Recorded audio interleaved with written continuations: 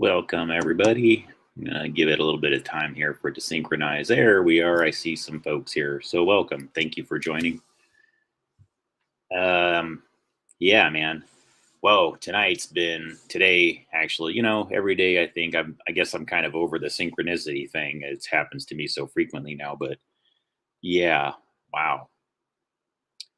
This movie Vibes I'm going to be talking about tonight. It's pretty serious. Those of you who have, in America who are joining, who have Amazon Prime, you can get it for free there. That's one of the places that you can watch it. It's kind of an obscure 80s film that I think a lot of people forgot about. It didn't do very well at the box office. And it stars Jeff Goldblum and Cyndi Lauper. And that's going to be kind of a centerpiece of the conversation. So I realize probably not a lot of folks have seen it. If you have, great. That's awesome. You're one of the precious few probably out there that have. It's it's one of those movies that's kind of a mixed bag. I think it could have been a lot better probably than it probably turned out. But it's one of those movies that I think is trying to do a few different things simultaneously. And I think that some films, because they serve more of a function than entertainment, because they're having to put all this other material into it that has almost nothing to do with a linear plot line. It has more to do with what I think to do with timeline data. And I'll discuss that in more detail as we go along here.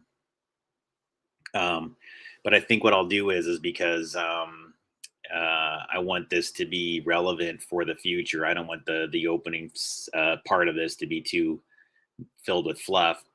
I'm going to go ahead and start playing some of this material from my psychic research playlist, and it's not very long. I'm not going to play all of this, but what you see here on the right, I'm going to go into the first four clips, and I'm doing that because this is actually some pretty primitive early research of mine. Just so you guys have an understanding. You can see the timestamps on there. It says 5 years ago. CIA FOIA request shows SCIC, that Science Applications International Corporation, had a no competition contract on psychic function experiments. The second article is called Remote Viewing and Influence, Grill Flame, Sunstreak, Stargate, SRI, which is Stanford Research Institute, and SCIC, which again is Science Applications International Corporation. Article 3, SCIC, again, Science Applications International Corporation, Remote Viewing, Human Use Experimentation, Street Theater, and Barham Psychodrama Technique. I'm kind of helping people understand that if you use that term, it probably has more to do with Barham Psychodrama Technique than what you've been told. And quite a few people who experience phenomenon relative to some of the articles you're going to see in here. I personally think that quite a number of people within America have been identified as being, what do you want to call it? They have strong psychokinetic potential. And that what people from the sidelines have realized is that you don't have to be compensated or acknowledged or given credit for your achievements, your accomplishments when you have this gift, because all they have to do is basically shadow you, follow you, and monitor everything you do, and they can effectively steal most of what you do and claim it as their own. And within the film Vibes, and I'm not suggesting that anybody that whose name is in common with the script of Vibes has done that, so let me make sure that I state that very clearly. But I think that there's a hint to something like that within the script where they're basically explaining to people that, yeah, you never really, and this all makes sense, guys. I want you to think about it from a defense perspective. So we run a psychic research program in America. Are we really going to, you know,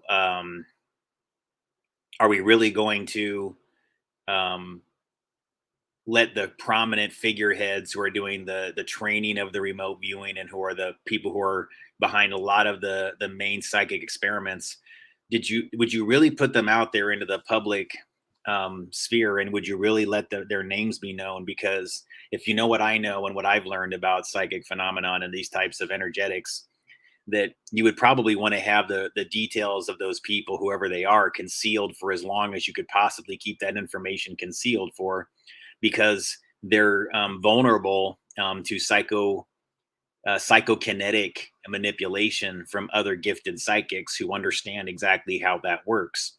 And so to people who are non-believers and things of that nature, that's fine. I understand not everybody believes um, in remote viewing or in things that are, within the psi realm. But all I would say, guys, is like we would probably agree, even people who are skeptics, like if you know people that are twins, for example, they a lot of times will finish each other's thoughts or they sense each other's emotions. I have twins in my family, guys. I've known other twins. And there's one thing that's consistent amongst all of them. I don't think anybody would debate this. People that are biological twins have this tendency to feel each other's emotions and sense each other's whereabouts and know things about each other in ways that are pretty psychic and spooky. Okay. And once you understand that and what makes that work, and I think there's people behind the scenes that have studied that in detail. For example, Joseph Mengele, the main Nazi who was behind human experimentation, his main focus, and a lot of folks, I don't know if you know this, but probably one of the things he was most interested in biologically, his main experiment, he wanted twins, and he was interested in females that specifically had white skin and black hair and blue eyes. That specific combination was extremely, and if they were twins, that was extremely interesting. And it was something that he was looking for. And there was something that he recognized as being unique about that combination. And I think what you could learn about the psychic link between that unique hair combination and the link between the twins. And so again, it's a less than common. It's not as common of a hair and eye combination. I think we all agree that typically blue and greenish eyes tend to be dominant towards the blonde hair color.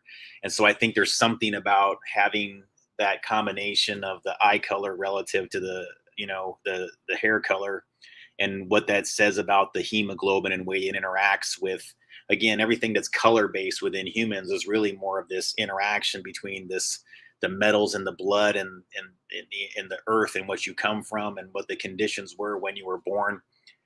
I believe personally, but I mean, I'm sure there's lots of people that have in different fields that may disagree with that, but that's okay.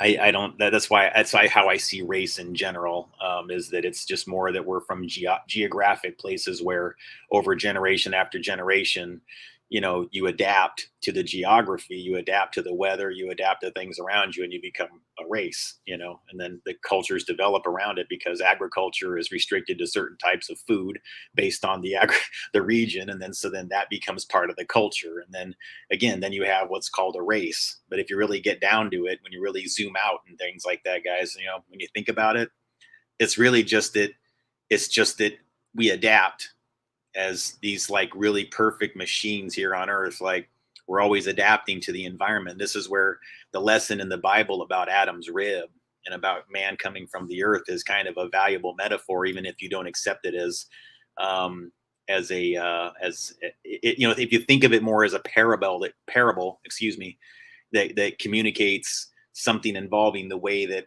we exist within the universal plasma field, that God is the creator. Okay, think about everything is God. The universal plasma field is God.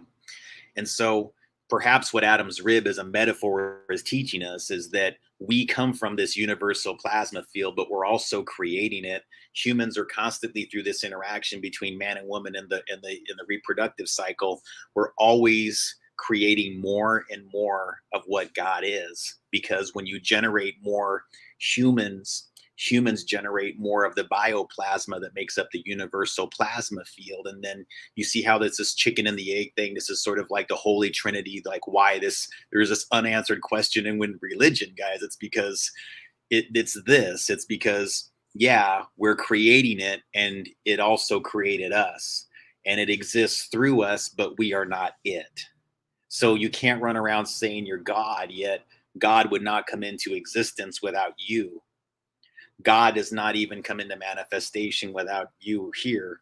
And so everything that it comes into manifestation is through you. So in a way, yeah, you are your own God, but you can't be God because you did not create this entire universal plasma field. But you're experiencing it, all of it, and it's experiencing through you.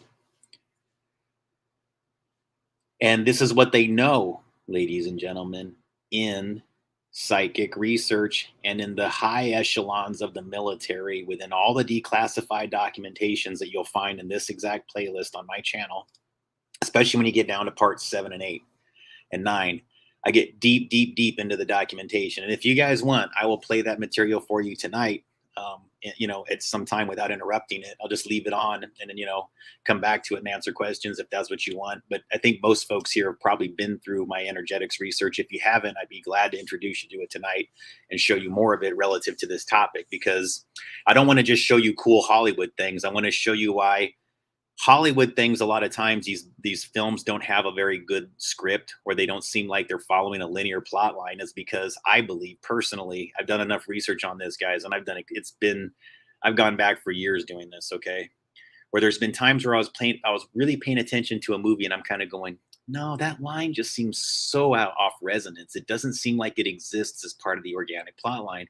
And there'd be films that would have tons and tons of lines like that. And then I started realizing that over time that there was a certain group of directors and writers, and even a core group of actors quite frequently, that were connected to what I believe to be timeline films. And I'm not sure that even most of them that were involved with them even knew consciously that they were in a timeline picture.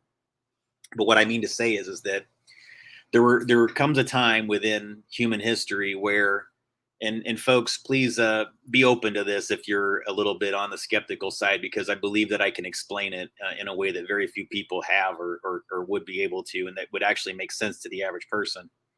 Timeline technology exists.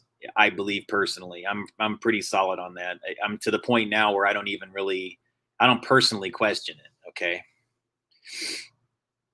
So they'll reach a point in history when folks will be able to access other people from say right now, or maybe 5 years from now. Let's just be, say you don't believe it exists now, but I mean, if you think that something like Neuralink can work, guys, I don't know why the hell you would think that a timeline technology wouldn't work exactly how as I explain it. Because, well, let's take a look at human brainwave really fast. Let me get my chart out. So let's think about it in terms of like what Bell's theorem is. Everything is in relation. Every frequency references another one and creates like an echo or harmonic that'll exist on another, dimension or timeline or whatever, right? And so when you look at the brainwave chart that I've done here, excuse me, let me expand this.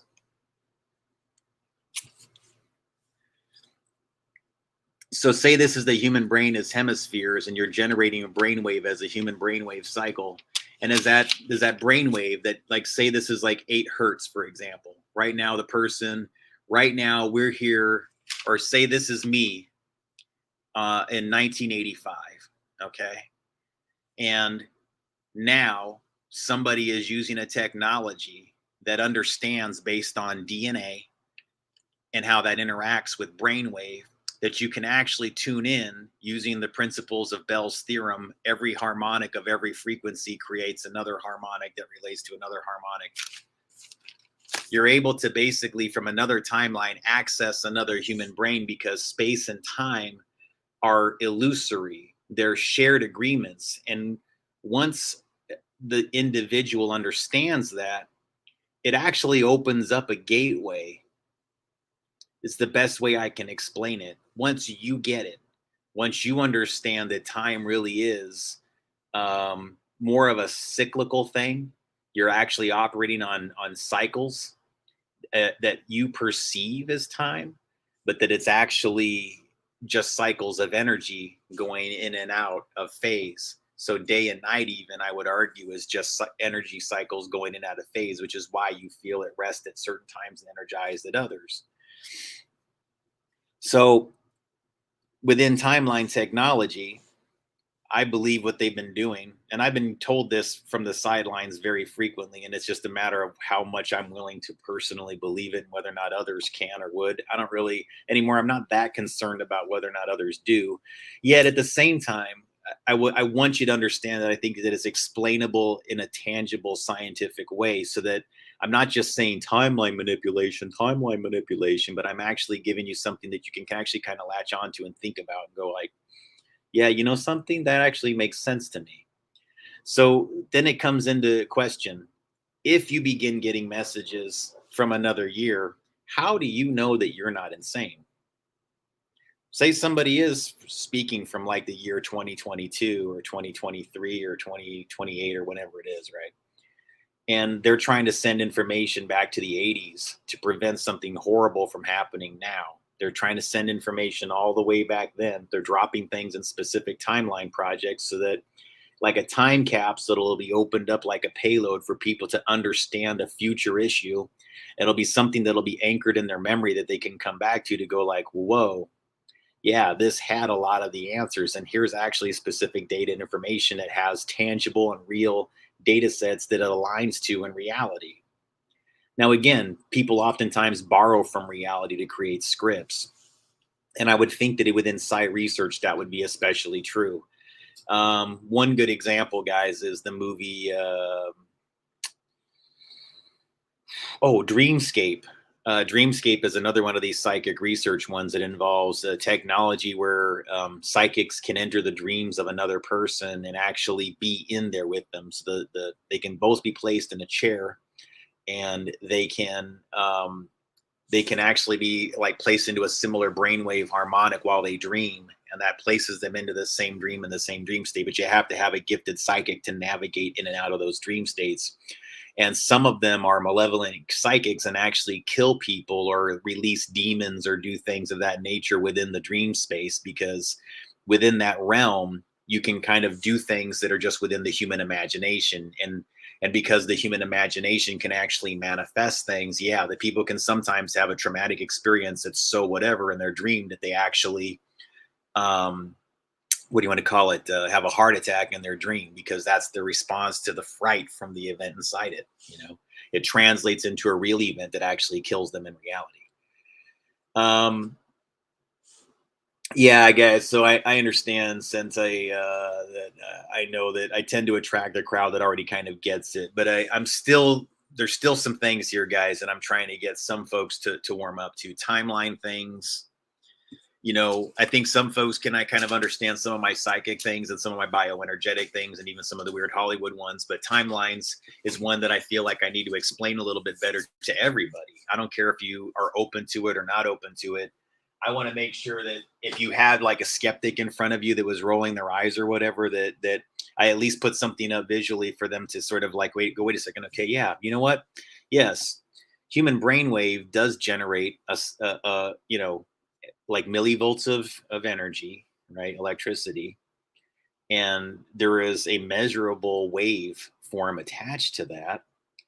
And wow, it's hard to imagine, if you follow Wilhelm Reich and James DeMayo's research involving orgone, that there wouldn't be some information carried on that wave. The same way, guys, like, why do you accept that a cell phone, like this cell phone, operates on that same principle, guys? And I promise you, all technology is just a replica of humans. Nearly everything you see within cell towers or whatever else like that just replicates some human process. So what I would suggest to you is that waveform that is contained within the human experience. Every day we're generating waveforms constantly, and whatever you're thinking about at that moment, within your body, you whatever you focus and concentrated on, just like you store data on a hard drive.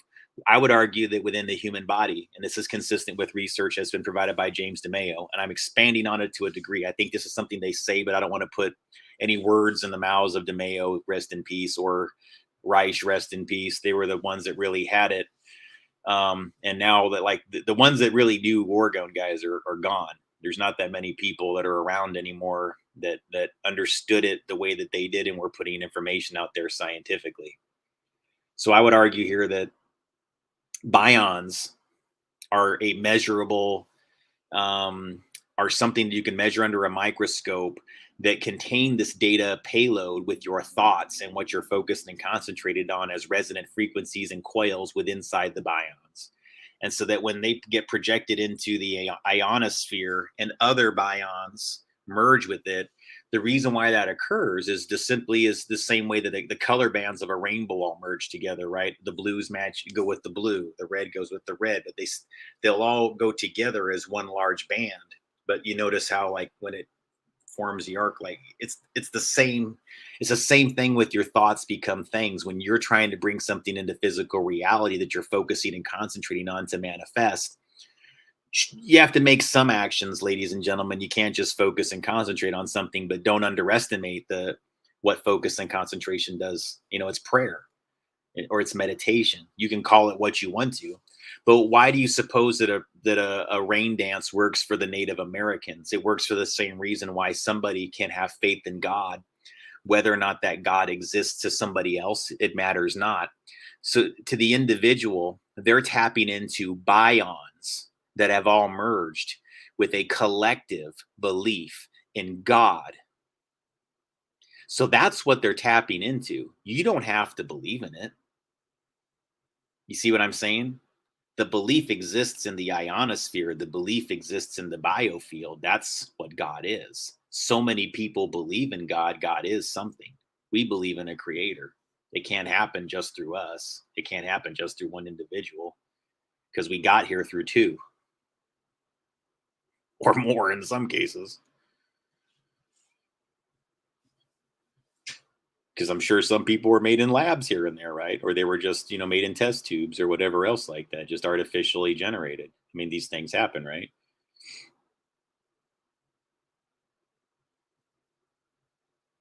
So that's what I meant by more. Like sometimes it's not just a strictly, there's a doctor involved or labs involved with the reproductive process. It's not just simply a matter of a man and a woman getting together and having a baby. So whatever exists within the biofield, whatever people are generating and thinking and focusing and concentrating on does manifest into physical reality. And so these films, I believe, sorry to get, I'm not, 22 minutes in, I should try to get more to the topic here. Let me play these things on psychic research here so that we can get this going a little bit. And then I'm going to start showing you my Twitter posts, since a lot of you don't have access to my Twitter. I'll start showing you things involving the film Vibes specifically and scenes from that. And because guys, it's trippy. It involves psychics that are being like tested, and then once they're tested, like a bunch of malevolent psychics that are less talented try to track and follow them and mirror them so they can basically take claim for their achievements. So there's people that have the real gifts that are basically just followed by the ones that don't, so they can steal it from the ones that do before the ones that do go and get it. It's when you guys understand that the lab that I'm about to show you all this research from, my brother worked there while all the psychic research was going on. So you can understand why these plots pique my interest, especially because I've done an enormous amount of things involving psychic research, and I don't think I've ever been given a single bit of credit for it. I just do my channel, and nobody ever considers me a member of that community or ever invites me to anything or takes me seriously. And that's fine. Maybe I shouldn't be taken seriously. Maybe you don't think I'm serious either. I don't know. But I think I'm doing some pretty solid research. I mean, yeah, it's a little bit garage and fringe, but it's just because I lack a budget and a solid lab that I can stay in. And if I had both of those things, I promise you guys the quality of the research and my ability to generate more clips and more research more frequently would definitely be happening. But I just don't seem to be able to get that kind of stability. So that's why you don't see it as frequently as I would like to. So without further ado, let's get into this part in particular, and then I'm going to talk about Vibes immediately after I play these few clips, and they're not very long. And then after I play Vibes, I'll get a little bit deeper into the Stargate research so you can kind of understand that, guys, this isn't fluff. I pulled all of this from Freedom of Information Act library, CIA, .gov. I went straight to their website. I pulled all of it down. I mean, I was downloading document after document after document after document. I read through all of it.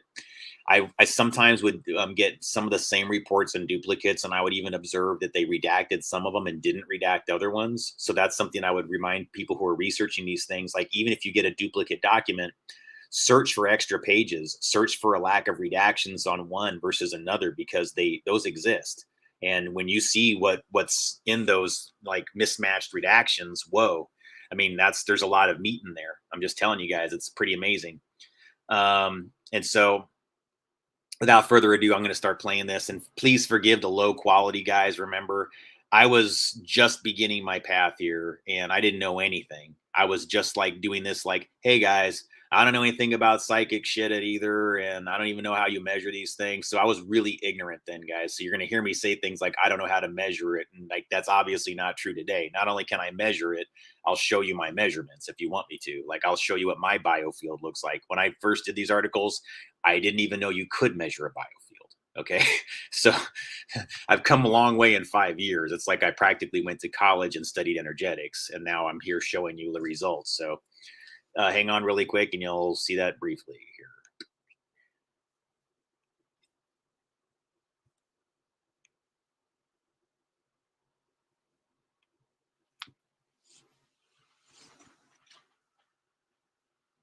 Hey everybody, just wanted to give you a quick update on some of the research involving the alpha state frequencies for brain entrainment around the 10 hertz frequency range and how it connects to things that are involving remote viewing, psychic potential experiments. So this is from CIA.gov, as you can see there. Significant preliminary AMP experimental results by the SAIC, Science Applications International Corporation, who's been basically the sole responsible party for this research dating back to the 90s. And this story is very close to me personally, but we'll talk about that in more time. But I think that's really interesting. There is an entire database dedicated to SAIC documents on CIA.gov. I know a lot of people are probably weary about going to their website, so I'll just send you really quick into this document.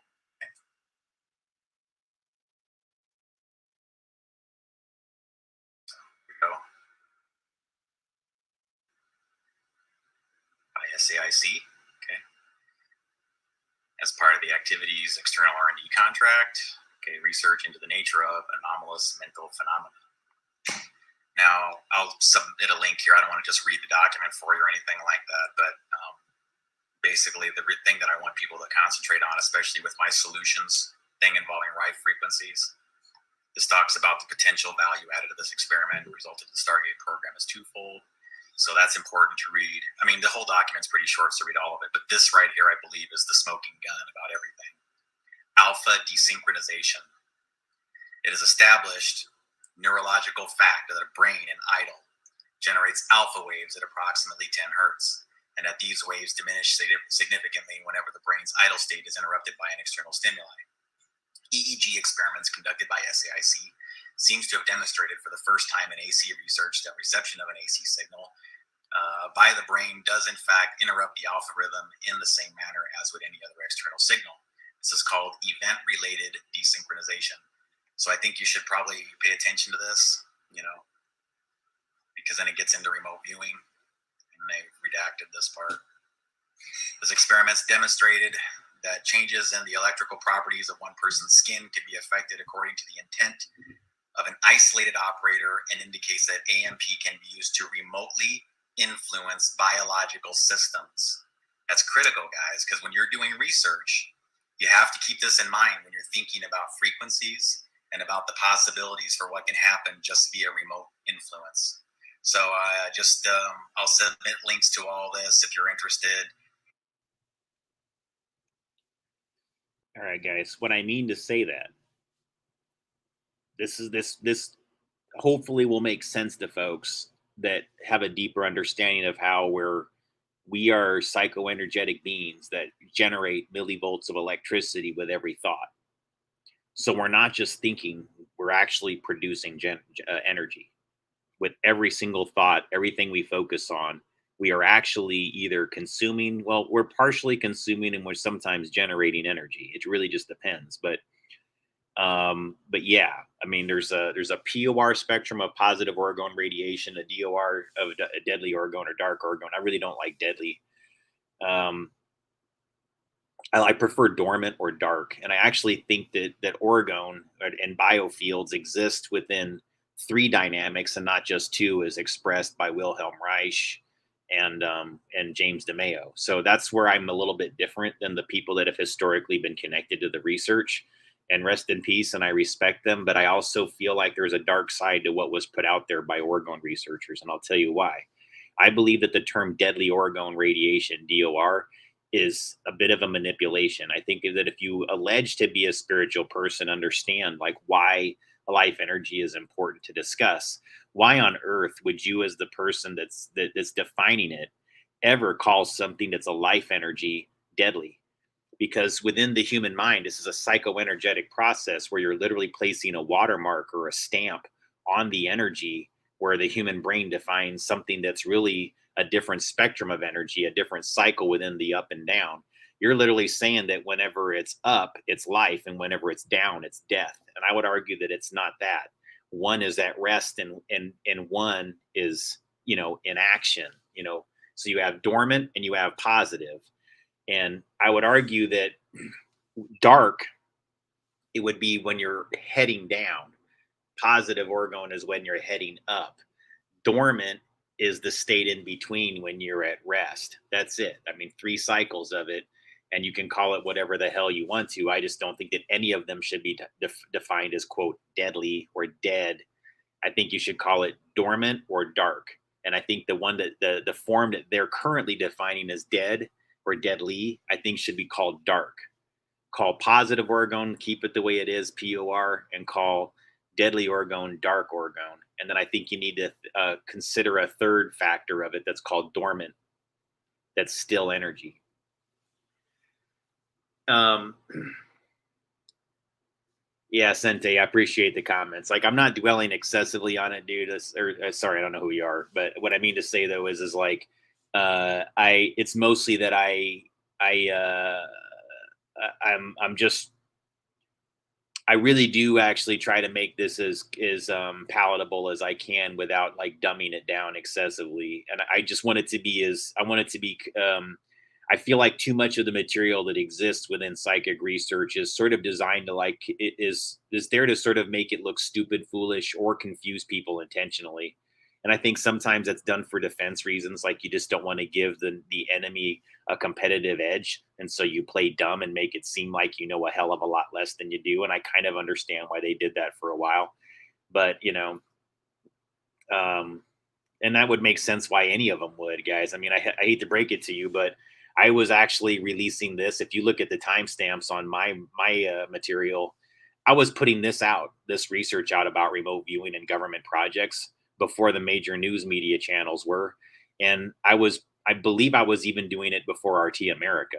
And then when RT America did put out a story, it was a fluff piece that said that all of this is bogus research and that it didn't actually happen the way that they said, and that it was just a bunch of wasted money, and that there is no psychic phenomenon. That was kind of what they were kind of pushing. I'm like going, no, it's because countries, no matter where they are, I don't care if you're Russia, America, or China, you never want people to know that this is a real thing. You all are keeping it a secret.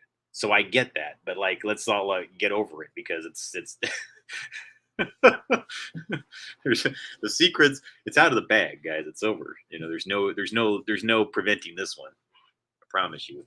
I've already done so much Full Metal Disclosure until my face turned blue. It's like I can't even begin to tell you. Like, folks know, okay, and they know I'm a guy that's like in. Here's the thing, guys. It's gonna be learned at some point in time. I know this, that I should have had the same relevance as a lot of these people you see listed on Wikipedia. I don't have the ego or anything. It's not because of that. It's because I have been studied behind the scenes. People have been using things that I know about and learn about in advance. My brother worked at Science Applications International Corporation, who wrote this document. So my brother is 3 years older than me. He was working at Science Applications International Corporation, again, the ones that authored all of this psychic research documentation. He was there when this was being authored. He worked there between 1993 to 1999. His name is Joaquin Joe Cruz. He's the one that he worked at the Department of Energy, National Security Directorate. He had all these high-ranking security positions and DOE positions, and worked in a nuclear industry and all these kind of things. Still does. Not me. Now, it's interesting because my brother and I really just did not get along, especially like as we got older. into our teenage years and everything like that, I was basically glad to see him go away to college and me to be on my own. I did not, we got into actually a huge fight before he went off to college. And over time, we started to get along again, but it was while he was working at SEIC. And so now that I've kind of reviewed our history a little bit, I'm thinking to myself, wait a minute, wait a minute. He was shitty to me for years and years and years. Then he gets a job at SAIC, and suddenly Big Brother is writing me letters, encouraging me to move in with him, come hang out with him. Now, he did not really show this kind of interest or really show much that he gave a shit for the longest time. But 1993-ish, I was living in Las Vegas with my family. I had been out of high school about a year, and my brother was really working this angle, like saying, like, you could come out here, you could start college, mom and dad be real proud of you, blah blah blah. Trying to just encourage me to come out there. And now I think I understand why he was working at SAIC. If you ask me, this is something that I personally think at this point. I think he was involved with these psychic research programs. And I think part of his function was to mirror me, was to follow my achievements, watch what I did and what I intuit and what I predict, and lay claim to those achievements and predictions as his own, which I think he has been doing. Now, I can't say for certain, but I know that there's some information relative to him in this lab that's being concealed. And I don't mean to interject my personal issues into this or whatever, guys, but it's like my family's connected to Hollywood, media, Department of Justice, national security functions. And, and then you get on top of that, all the history with my grandfather that's pretty dark, connected to military things too. So it's like, it's getting harder for me to think that I wouldn't be known by this lab. I mean, can we agree, guys? I mean, if I'm this close to all of these things, all of these military programs, I grew up 3 blocks away from an underground military base named S-03-LS. It's in Bothell, Washington. You can look that up. Nike Missile Silo S-03-LS. And it was on 228th Avenue in Bothell, Washington. And my neighborhood was just down the street. I mean, literally like 3 blocks. It's a third of a mile. So here's the thing. It was very strange the way my brother was trying to get me to be close to him because, look, guys, we don't really look that much alike, but we look enough alike like we could be cousins or at least brothers. I mean, look, we don't look like radically different, but we don't look exactly the same. But for some strange reason, just because we were whatever, like even when we were in elementary school, because we went to the same school, sometimes like the teachers that didn't know us that well would confuse us. Like one would say like, now, which one are you? And like my brother's 3 years older than me. And, and he does have some pretty distinctly different facial characteristics and ways that he's shaped and things like that, to where I would think that a person of greater sophistication, there wouldn't be that much of a challenge to tell a difference. But hey, whatever, guys. The point is, though, I was finding all of this SAIC related documentation that was stamped the same time my brother was kind of like wooing me to be close and to move closer to Eastern Washington and the Hanford Nuclear Reservation where he was living.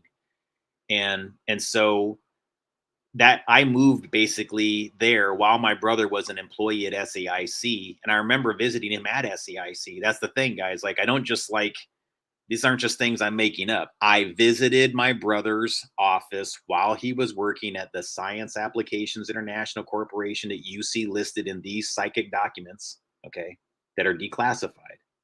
Now, I've noticed that a lot of the redacted information revolves around a guy that they call Joe or Joseph or Joe Angelo.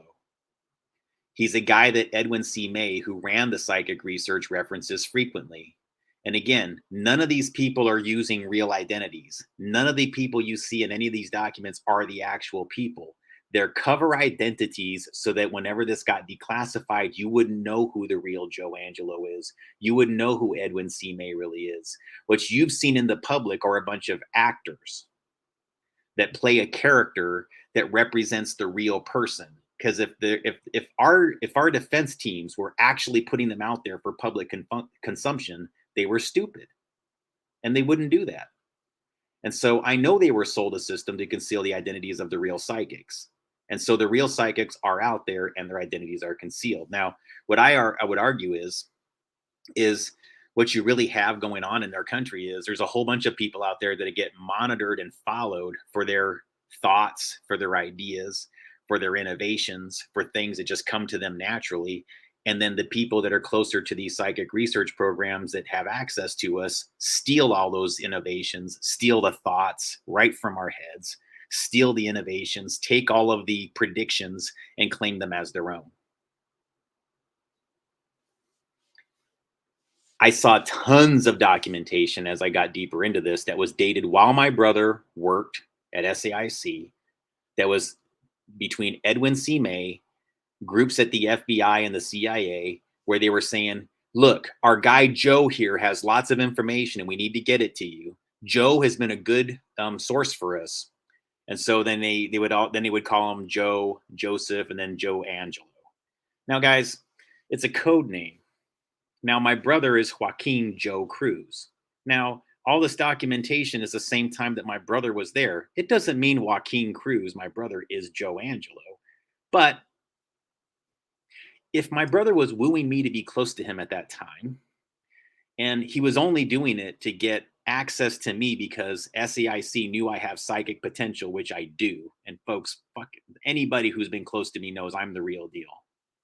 I'm a strong intuitive. I have like it's weird the way I can just get information. Okay. It's strange, but I have something. It's undeniable and they know it.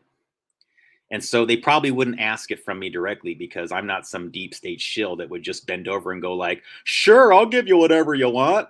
No, I would actually have morals and ethics and values and make decisions based on my own judgments.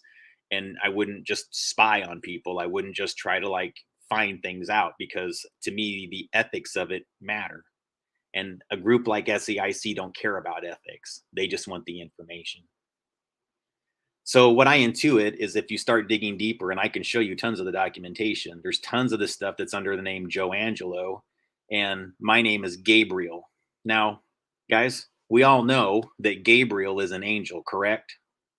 The name Gabriel exists from the archangel system. There's three major angels. Michael is an angel. Gabriel is an angel. Raphael is an angel. My brother's name is Joe.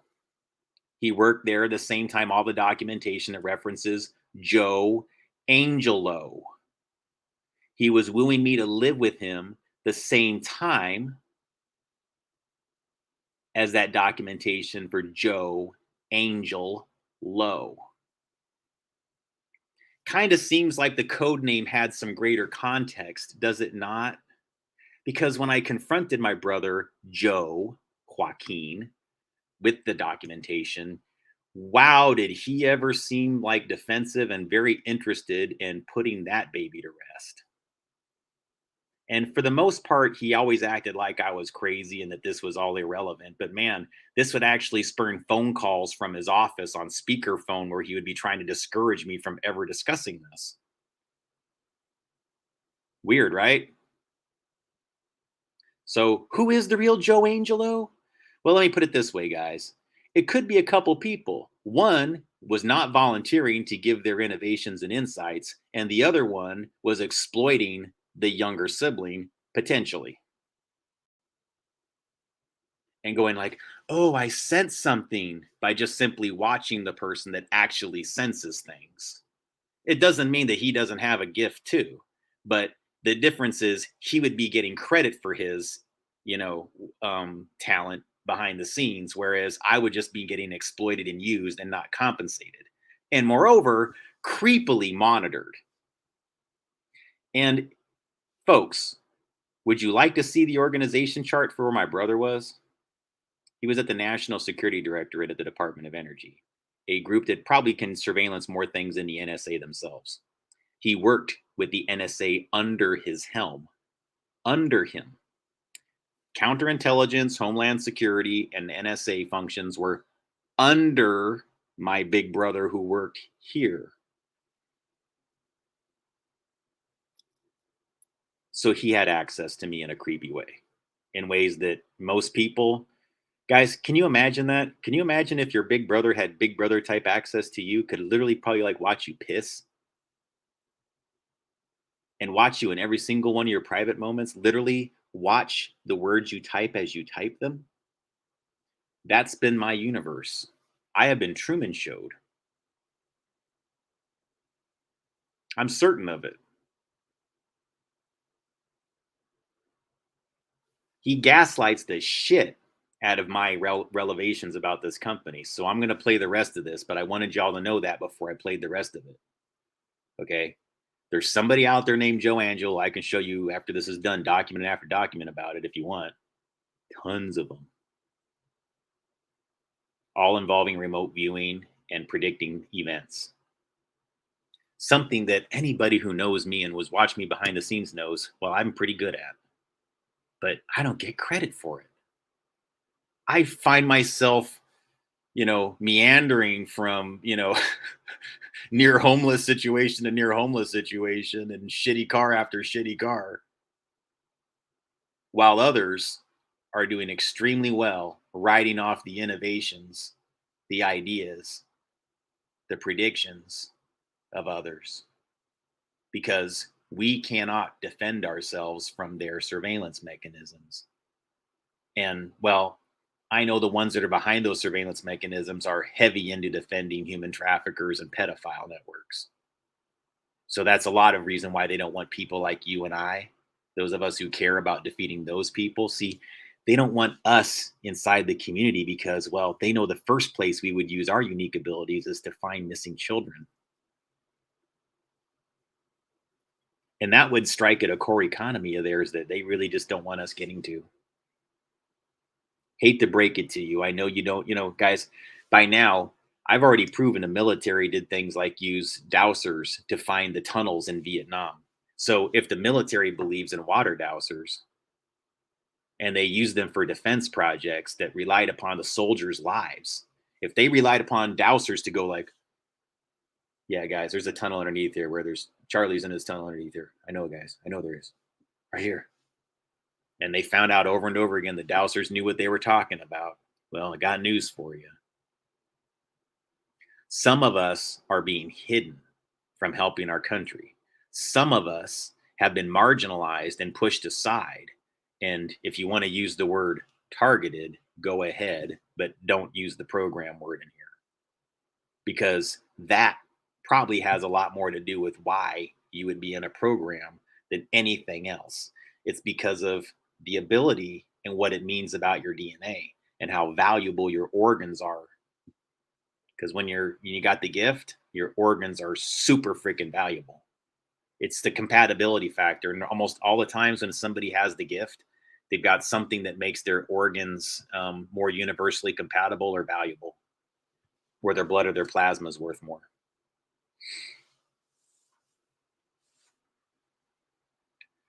Yeah, guys, I'm not just saying this. Like that my research shows you the documentation in detail. So tonight, what I might do is just let it play for a while. But what I'm gonna do is I'm gonna play these 4 articles. Then I'm gonna show the vibes material. Then we'll get deeper into them at the psychic research that exists. But I just wanted to give you my personal connection to it, so you guys can understand. Like I'm not trying to be like accusatory or whatever else like that. It's just that I really feel like me and some other people. I've met some very gifted people, and we're good, we're decent people, and I think that we deserve a seat at the to help.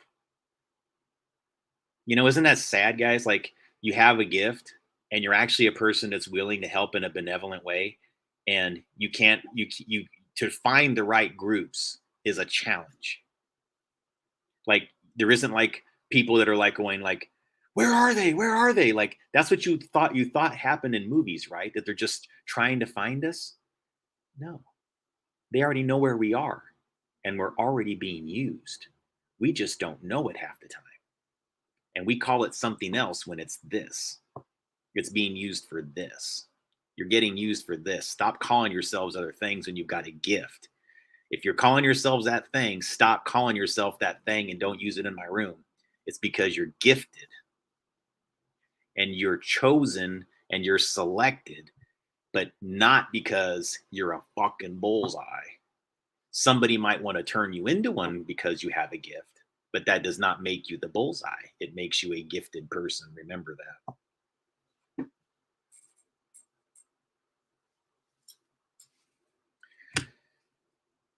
All right, so I'm going to play the rest of this. Sorry I interrupted it for so long. Most of these are like just a few minutes, guys, but they're very dense in information. They show you the psychic research documents and talk about brainwave. And then they even give you like research terms and actual numbers and data for you to go and look up. Like if you don't want to go to the CIA.gov like library, all the numbers are listed. So you can, what I want you to do is pay attention the next like 10, 20 minutes or so, because you're going to see, I'll freeze frame it really quick and show you where, but you're going to see like document numbers listed. So if you take a quick screenshot while you're watching this, you can go and research those document numbers and read this all yourself. You don't take my word for it. I will give you every document that I have.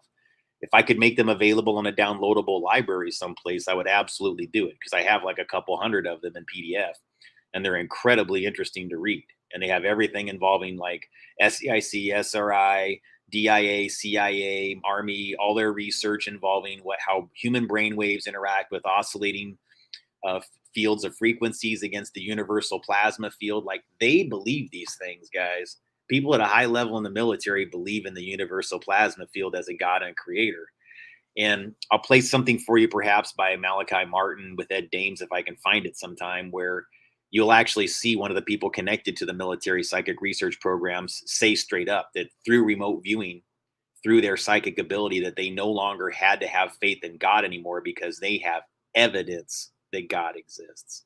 That's a pretty powerful statement for a person to make, that they became more spiritual through their ability of remote viewing because they witnessed things that gave them evidence that God is in fact real.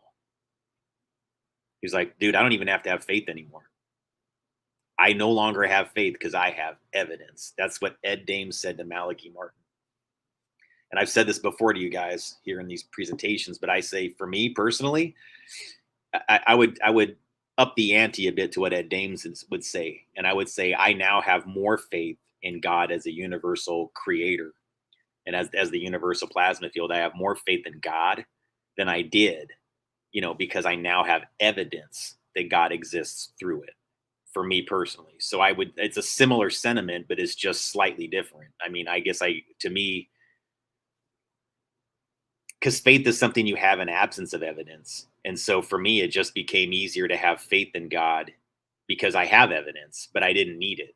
I saw so much evidence that I didn't require it any longer. And then it became to almost, it's weird that then it became to start to magnetically come at me, to where I knew like exactly like, whoa, this is what helps me know. This is what helps me understand that this is exactly what we're existing in. I now know. It's now a science-based thing.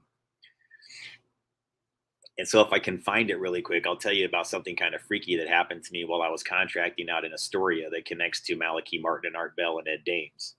Because literally Malachi Martin was saying that there's a skeptic, okay? Malachi Martin in this interview starts going like, well, there's this guy who's in psychiatry. He's a real big skeptic. And he always believed that psychiatry was involved with everything until, I have a code name for him. I call him Corey Hammond. That's his code name. It's not his real name. I call him Corey Hammond. Now, you guys, I was contracting out in Astoria when I was listening to this the last time. And the town that's next to, there's two towns that are right next to Astoria where all the fishing is done. And that's where I spent most of my time. One is Warrenton and the other one is Hammond. And I was driving through Hammond, and then I was listening to Art Bell talking to Malachi Martin, where he says, well, there's this guy out there. He used to be a skeptic, but now he believes. I have a code name for him. His name is Corey Hammond. And I just sent chills down my spine because I'm like, whoa, because he's talking to the main guy in the military projects. And so if I'm telling you guys that I think that I'm one of the Stargates and that they've just been concealing me for a long time, I think that that's reality. I'm not just going to say that I'm not saying it to sound self-important, guys. Like, I don't even necessarily want the attention of being that person. It's just simply that whoever's taking credit for it is steering them wrong. And I was told that a long time ago, that there's a bunch of these ones that are just fakes. They get a little bit of the real information from the real people, but then they steer things off into la la land with other things that are falsified. And that's something that those of us who are real just wouldn't do. We have just more sense of what's right, and we're not trying to structure something. We just want what's actually flowing through to be real and genuine. And you've got people that are out there that are taking the real and genuine things and then twisting them around so they can do more of a structural reality thing. Okay.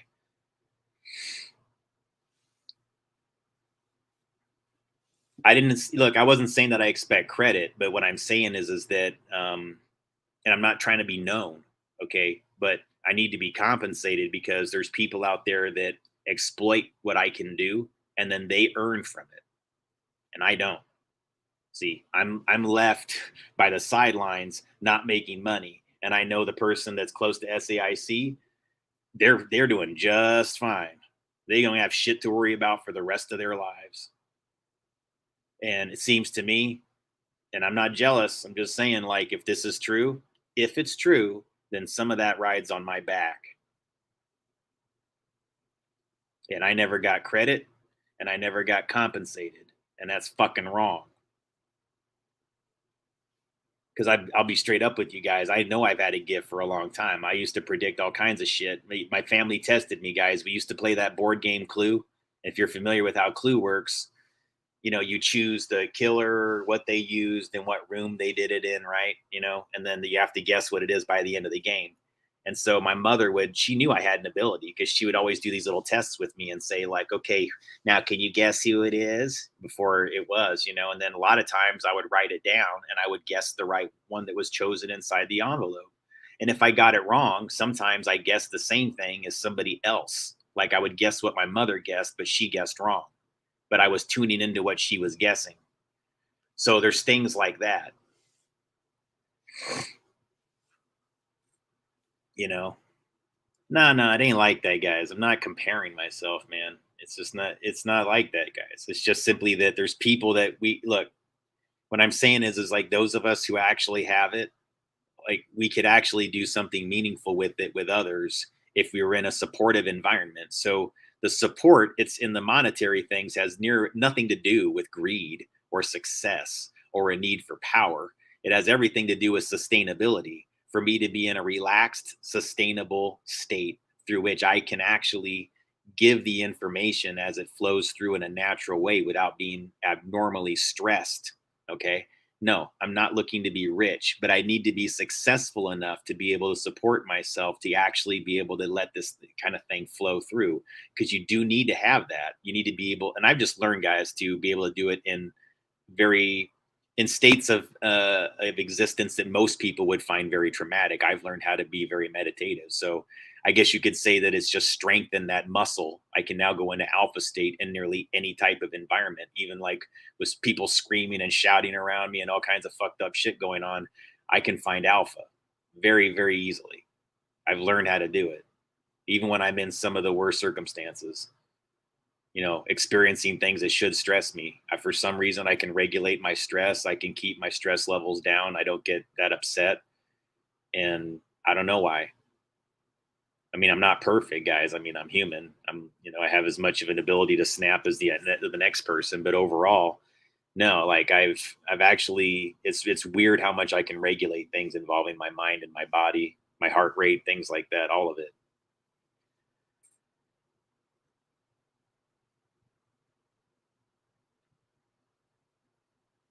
All right, so I'm going to keep playing this data here. Sorry to keep interrupting it. I'm going to keep going with it, and then I'll be back.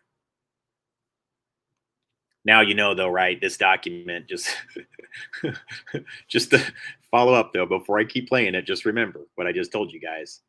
This document was written by a lab at the time my brother was at this lab. Okay, he was there between 1993 to 1999, and most of this documentation is dated 93, 94, 95-ish, because that's when they closed the program. And the lab my brother worked at, Science Applications International Corporation, controlled over 90% of the information. Like it was all flowing through them relative to Project Stargate. That means everything to do with energetics, everything to do with psychic phenomenon, they had it. And they're a corrupt lab filled with shady characters. It's pretty disturbing. Now they're being run by a CEO named Nazi King.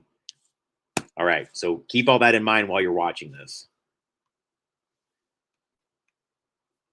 Maybe I'll try to find a place to submit this PDF files separately, and I'm going to put it on the blockchain. So thanks, everybody.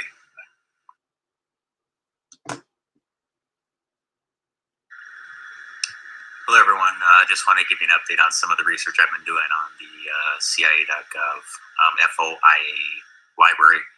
Finding more and more information about their psychoenergetics programs that's tying into the Defense Intelligence Agency, various branches of the CIA, Air Force, Army, and obviously, pretty much most of the military. But specifically, it seems like these programs center around two private companies that began with SRI, Stanford Research Institute, a while back, and then it continued on at some point between the 80s and 90s, was transitioned over to another company known as SAIC, also Science Applications International Corporation.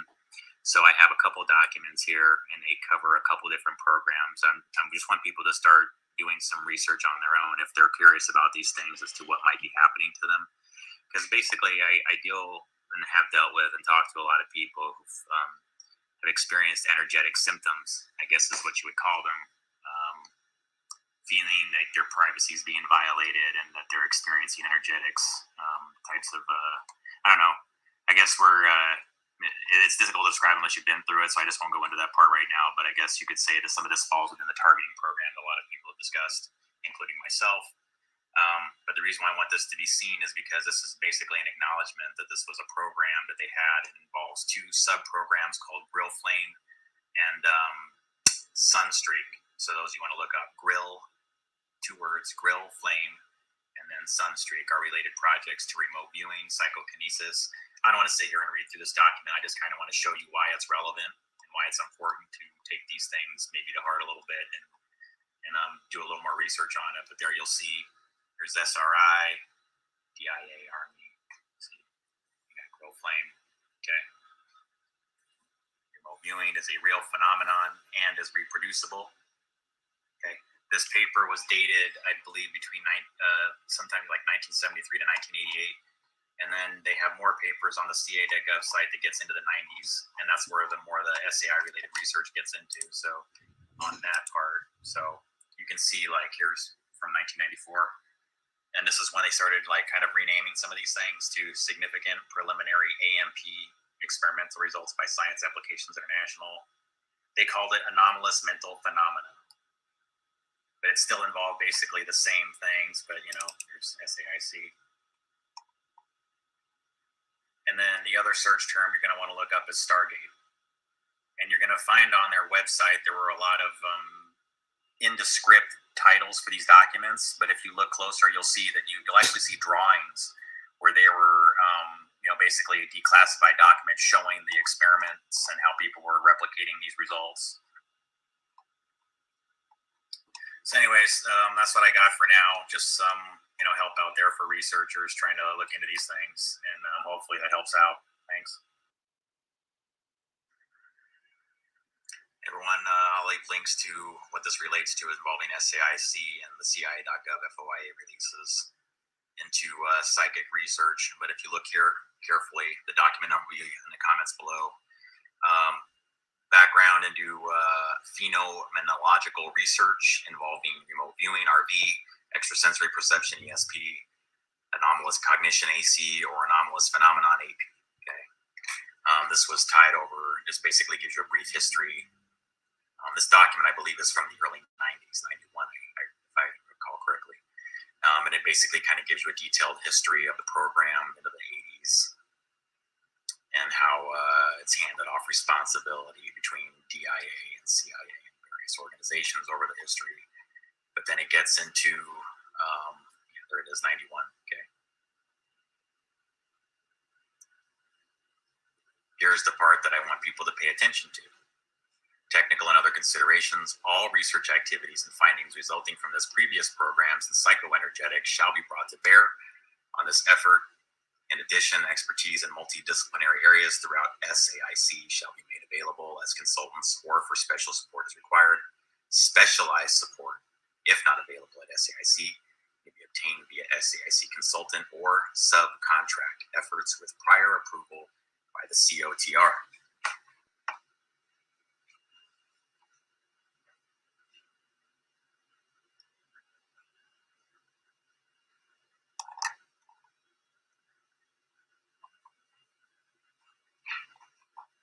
Okay, this is the other part.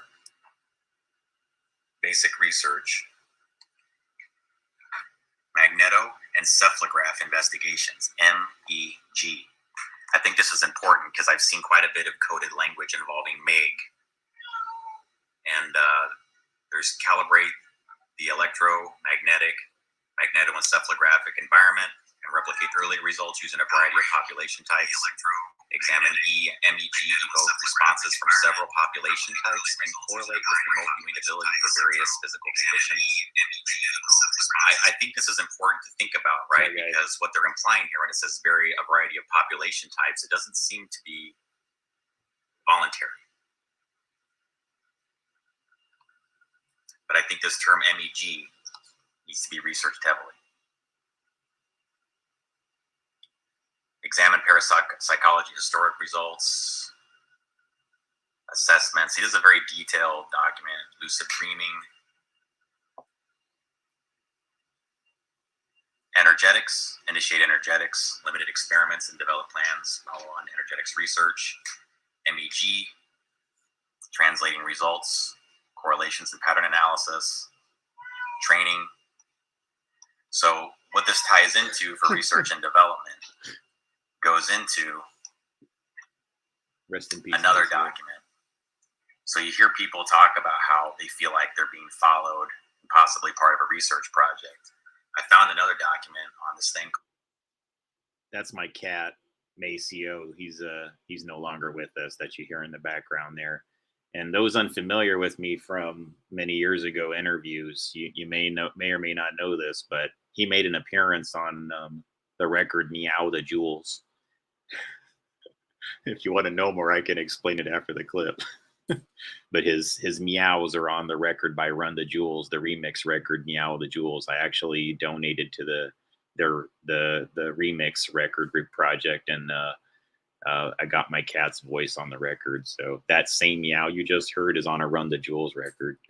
Called the Barham psychodrama technique. And I believe this is what, and again, this is my intuition. I believe the Barham psychodrama technique is related to what people call street theater. So you might want to look deeper into this technique. That's what I got for today. Thank you.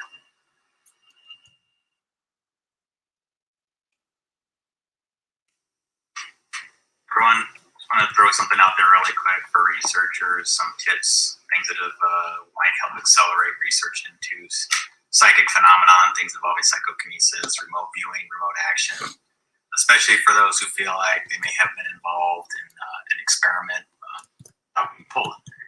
I think that there are people out there that potentially could have been involved in psychokinetic research outside their awareness. I just keep seeing very strong circumstantial evidence, and I'm going to get more into that another time. But in the meantime, what I'd like is for those who have had a sense about this to kind of do some research on some of these terms. This isn't really a spreadsheet. It's just more like things that I find helpful, like labs that did the research, like SRI, SAIC, CSL, the Cognitive Sciences Lab, the University of Edinburgh, TMI, the Monroe Institute, SRI, Stanford Research Institute, SAIC, Science Applications International Corporation. A lot of that research seemed to center around Edwin C. May, who was employed at both SRI and SAIC. A lot of the work was done on behalf of the DIA, CIA, and NSA for intelligence collection. So it was done for the purpose of intelligence gathering, doing, and the influence of outside people via remote action and PK. So we also have telepathy and ESP and anomalous perturbation, anomalous cognition. So some of the project names, and that's why I put this down here, so you can kind of see how they use these acronyms, and that's what it amounts to when you're doing your research. And then these are useful terms down here to go to CIA.gov library, reading room, and and then add these keywords into your research, and you'll come up with projects like Grill Flame, Sunstreak, Stargate, Pair, and Scanate, and these all tend to involve remote viewing, ESP, and especially remote action and psychokinetic influence. Many of these experiments involved making a person angry until they emitted a certain PK response or a signal. So they were doing signal measurements on human subjects that were PK responsive. These were a couple of the locations of the labs where this research was done. Again, started with Edwin May at SRI at 333 Ravenswood Avenue, Menlo Park, California, then moved on to CSL, the Cognitive Sciences Lab, which was affiliated or owned by SAIC at, I believe, at 330 Cowper Street, number 200, Palo Alto, California. So this is some good places to start if you're doing research. These are just names that were on all the documentation that I found. The reason why the labs are relevant if you're doing research is so you can kind of see how it all kind of ties together. Because basically, the U.S. government in particular is really only contracting two firms for the vast majority of their research, and that was SRI and SAIC. So then when you follow the commonality of that, you know that Edwin was the guy. Edwin C. May was the one really running it. When he moved, they moved the entire contract over to where he went. So why is that important? Well, some of these research terms will cull quite a bit of useful results, and I have only found, like, I haven't really scraped the surface here. This is just what I've been able to pull and read through within reason. And, you see like a lot of documents involving Grill Flame especially. FYI, folks, if you're wanting to take some screenshots, this might be a good time. I'll try to zoom in and make them a little bit clearer. That's about as good as I can get it. And that way, if you wanted to, you could always type those out and look up your own on your, if you want to just like to dig deeper into each program.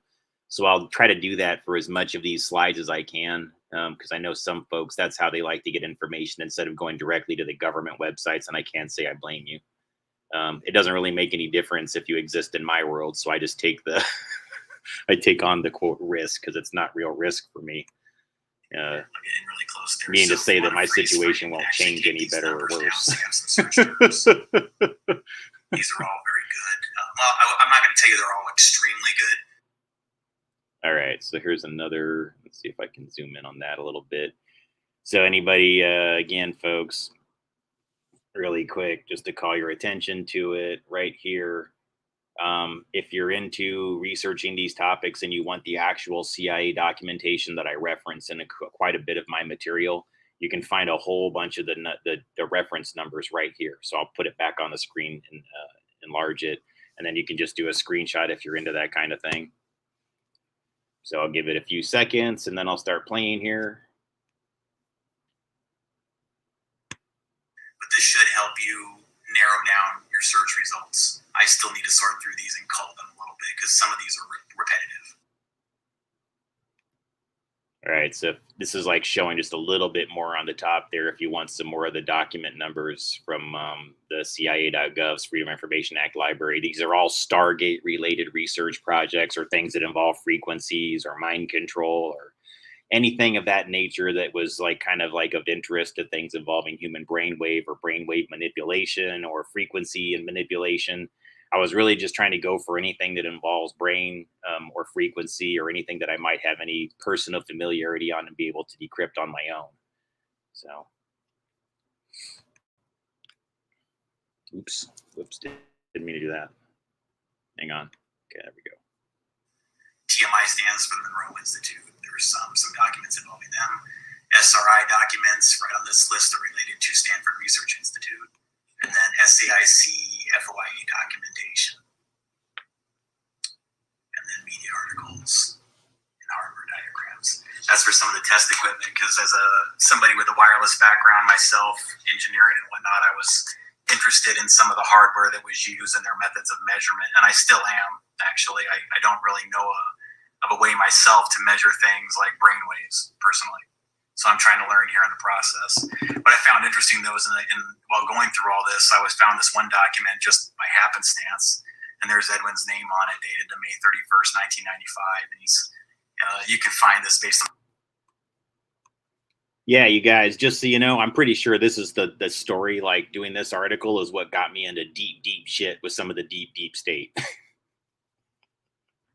So what you're about to hear, for it just seemed to have triggered a guy out there that's really big in psychic research, and I wasn't even trying to. I did not know who the hell he was.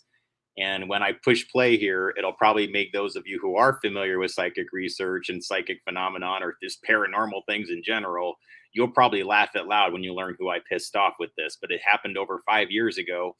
And then I can show you an article I did called The Dark Side of Psychic Research, because I did this like in 2017, I think. And then sometime about 2 or 3 years after I did this article, I found myself staying in one of these really crappy budget stay hotels in Las Vegas, only to learn that the guy that I'm referencing in this document that's connected to SAIC, who I flippantly mentioned as somebody's sugar daddy, owns the building that I'm living in. He owned the building I was living in. And you might be familiar with him. His name is Robert Bigelow, and he owns Bigelow Aerospace. And he used to own the Skinwalker Ranch out there in Utah, the one with all the paranormal phenomena. And he's the guy that basically offered like $1 million for proof of life after death. He's a guy that's really big into funding psychic research, and like the rest of the community, completely ignores me. Even when I was in Las Vegas, his stomping ground, until I realized, well, Bob Bigelow wasn't ignoring me. I seemed to be conveniently shuffled into his property. So everything that I was doing with my psychic research while I stayed in Robert Bigelow's property, well, I guess Robert Bigelow saw it as fast as I did. Right, Robert Bigelow? I don't know. Maybe not Robert Bigelow. Maybe, you think? I don't know. Maybe you don't have to ask for permission when you can just take it, huh? Maybe you don't have to really give that $1 million when you could just have a desperate person that you can put into can be placed into economic, situations, and then you control the only properties they can afford to stay in, which is kind of what Robert Bigelow has done, guys. I don't know if you're familiar, but you really can't stay someplace for like a week at a time in Las Vegas. You know, all those places you can go where it's like $300, $200 to stay for like a week. Okay. Robert Bigelow, the guy into all the psychic research, owns nearly all of them. They're called Budget Suites of America. That's the name of the company. And he would not even have an aerospace company or be able to afford to pay people for those branches and for all the psychic things had he not bought Budget Suites of America and made a shit ton of money off of crappy places for people to stay 1 week at a time. And as a person that stayed in these types of properties in Las Vegas, holy shit. Some aren't that bad, don't get me wrong. I mean, I've been in worse places, but wow. They really are. You're really, once you're in those places, man, yeah, you're going to see some poverty. I'll put it that way. You're going to see some shit. You're going to hear some things definitely that you don't want to hear, and see some things you don't want to see. All in the backyard of Robert Bigelow's properties while they're funding all of these deep space, projects with Bigelow Aerospace and doing all the cool psychic research, but all on the backs of probably the lowest of the low as far as housing goes. It's not, I mean, again, guys, I think you could do worse, but you could do a hell of a lot better for the price. I mean, I think they know that it's not that good of a deal. It's the kind of deal they give people because they really can't do any better. But these are places that normally would go for maybe like $600 a month at best, that they're able to squeeze people for like $1,200, $1,300 a month for, and then add all kinds of other fees and other types of things onto it. So just simply because the person can't even, manage to raise $600 to begin with, plus deposits for an apartment. So once you're into that kind of level, you have to stay in budget suites. So like if you go to Las Vegas right now, I promise you, look up the budget suites and then just drive to a few of them. If you ever are there just visiting and you want to see something, like just go check them out one night. Just drive through the parking lots really quick and just kind of check it out. You see for yourself and you'll know what I'm talking about. I lived in those places, guys. And I actually lived in one of the worst neighborhoods in Las Vegas, one of the poorest and highest crime areas in Las Vegas. And the place that I lived in, it retailed before tax for less than $200 a week. So I can promise you, I'm very aware of the conditions that exist in these places. And I stayed there for months. So I know what goes on there. And so does Robert Bigelow. Right, Robert Bigelow. See, I'm just the guy that's trying to solve these problems, right? So if there's people like us that, like, when we're in a place and we kind of know something's going down, like as intuitives, boy, I would hope you'd listen to us, especially if you know we're real intuitives. But see, now you understand, like, if a person owns budget suites and Las Vegas is sort of the human trafficking capital of the country, really, it's one of them. I mean, I would argue Seattle, Portland, and San Francisco are huge hubs in LA, but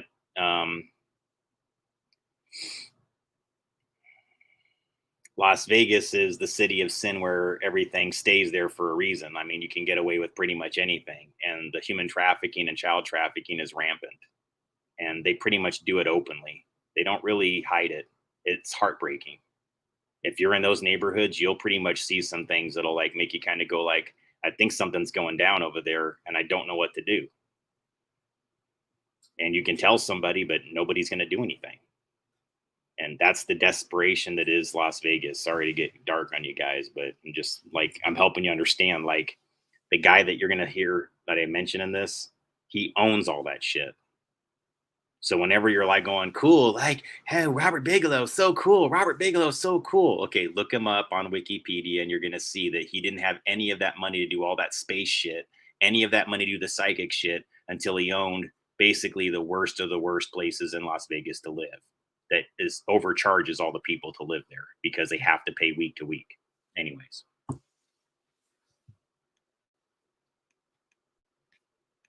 document number up here, you know, if you freeze frame that. But he was concerned about this Channel 4 documentary by this guy, Jim Schnabel, and they even put his address down in the document and his phone number. But I thought that was kind of weird. But it keeps going on about, you know, this raises again the question, the veracity of past agreements between project personnel and the government. It seems like they were upset that there was information leaks and that people were kind of enriching themselves. I don't know, or just that they were just concerned about people leaving the projects and then going on to make money doing remote viewing. And if you look around today, you can see a lot of evidence of that. A lot of these people, they just go on to start intelligence gathering companies, working for corporations and things like that. This part here I thought was interesting, really. That little note they wrote. Bob Bigelow is sugar daddy for Dean Radins. I don't know what that means.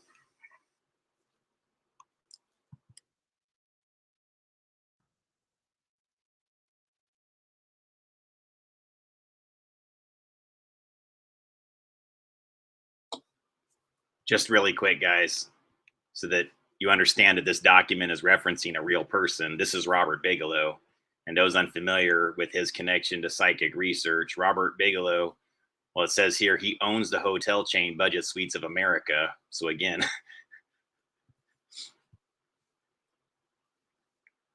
and he's the founder of Bigelow Aerospace. And again, that's headquartered in North Las Vegas. And again, that's pretty much where I was. I lived in North Las Vegas off and on, sometimes when I was younger and sometimes as an adult.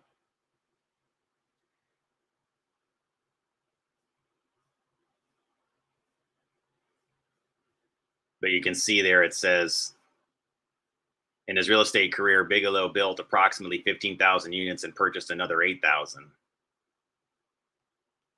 So he owns Budget Suites, and then he got into, like, doing all these things with Bigelow Aerospace that are connected to the International Space Station, SpaceX cargo.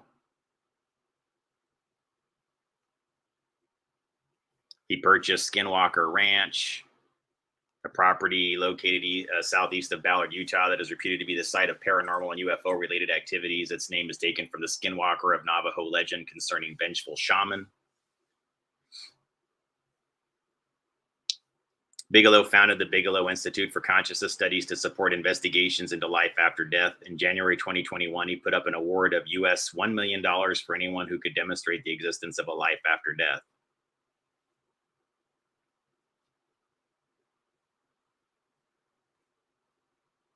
And was married to Diane Mona. And they say that he typically funds Republicans, which is interesting. So anyways,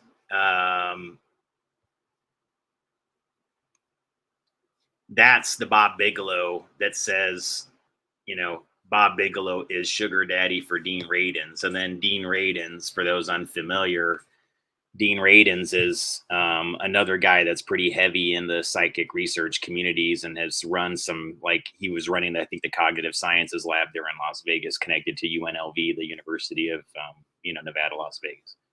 So anyways, there's a whole bunch of, things like that. But yeah, this is an email, I guess, from Dean Radin to Edwin May, saying this lady Angela Thompson's in Las Vegas doing a remote viewing workshop. So they were concerned about that happening back in the 90s. So I mean, guys, this is what, 2017 now. Everybody, sorry, I didn't mean to say guys. That's a generic term for me. I apologize, ladies. This is for everybody. What I mean to say that is there's a lot of research being done even in Nevada at the University of Nevada, Las Vegas, at the Consciousness Research Laboratory. So I don't think that this was restricted purely to these facilities or anything like that either. But what I thought was interesting is this whole document is really ultimately complaining about, this, or rather demonstrating concern, I should say, about this whole documentary right on Channel 4. And then the nice thing about the internet is, guess what? There it is. That's the actual documentary. So I'm going to leave a link to it so you can see what SCIC's researcher was so worried about, because it involves Project SCAN8. And this one is of particular interest to me because in my case, part of the data sets that I receive, or rather download, are GPS coordinates. I do get a lot of map-related data, and I get a lot of map activations. And I have enormous databases of, I guess you could call them map triggers and GPS coordinate triggers that would spurn a lot of interesting information sets, and I would learn things after following through on these GPS coordinates. So I know there's something to this SCAN8 program involving remote viewing that was tied to SAIC. I believe it's a legitimate program because I think that I've experienced some of these things involving remote viewing. For some reason, I just have a weird thing with maps, and I can actually make a clip about that another time and show people some of the data that I've come across. But I get heavily influenced by map data and reviewing maps, and for some reason, I'm able to sort of assemble data after getting GPS coordinates. It's hard to explain, but there's definitely something to remote viewing human data interface involving the research that was done by SAIC during that time, and I believe it's gone much further now. They must be able to do things involving software platforms like Google Earth, and to really cull a lot of useful data involving human data interface from people who are PK or psychokinetic or remote action, I guess you could call remote action potentials. People who have stronger energy signatures, I think, have better mapping abilities and able to pull this data together. So anyways, I'll leave a link to this and you can check it out yourself. It's an interesting documentary. Thanks for watching. Bye.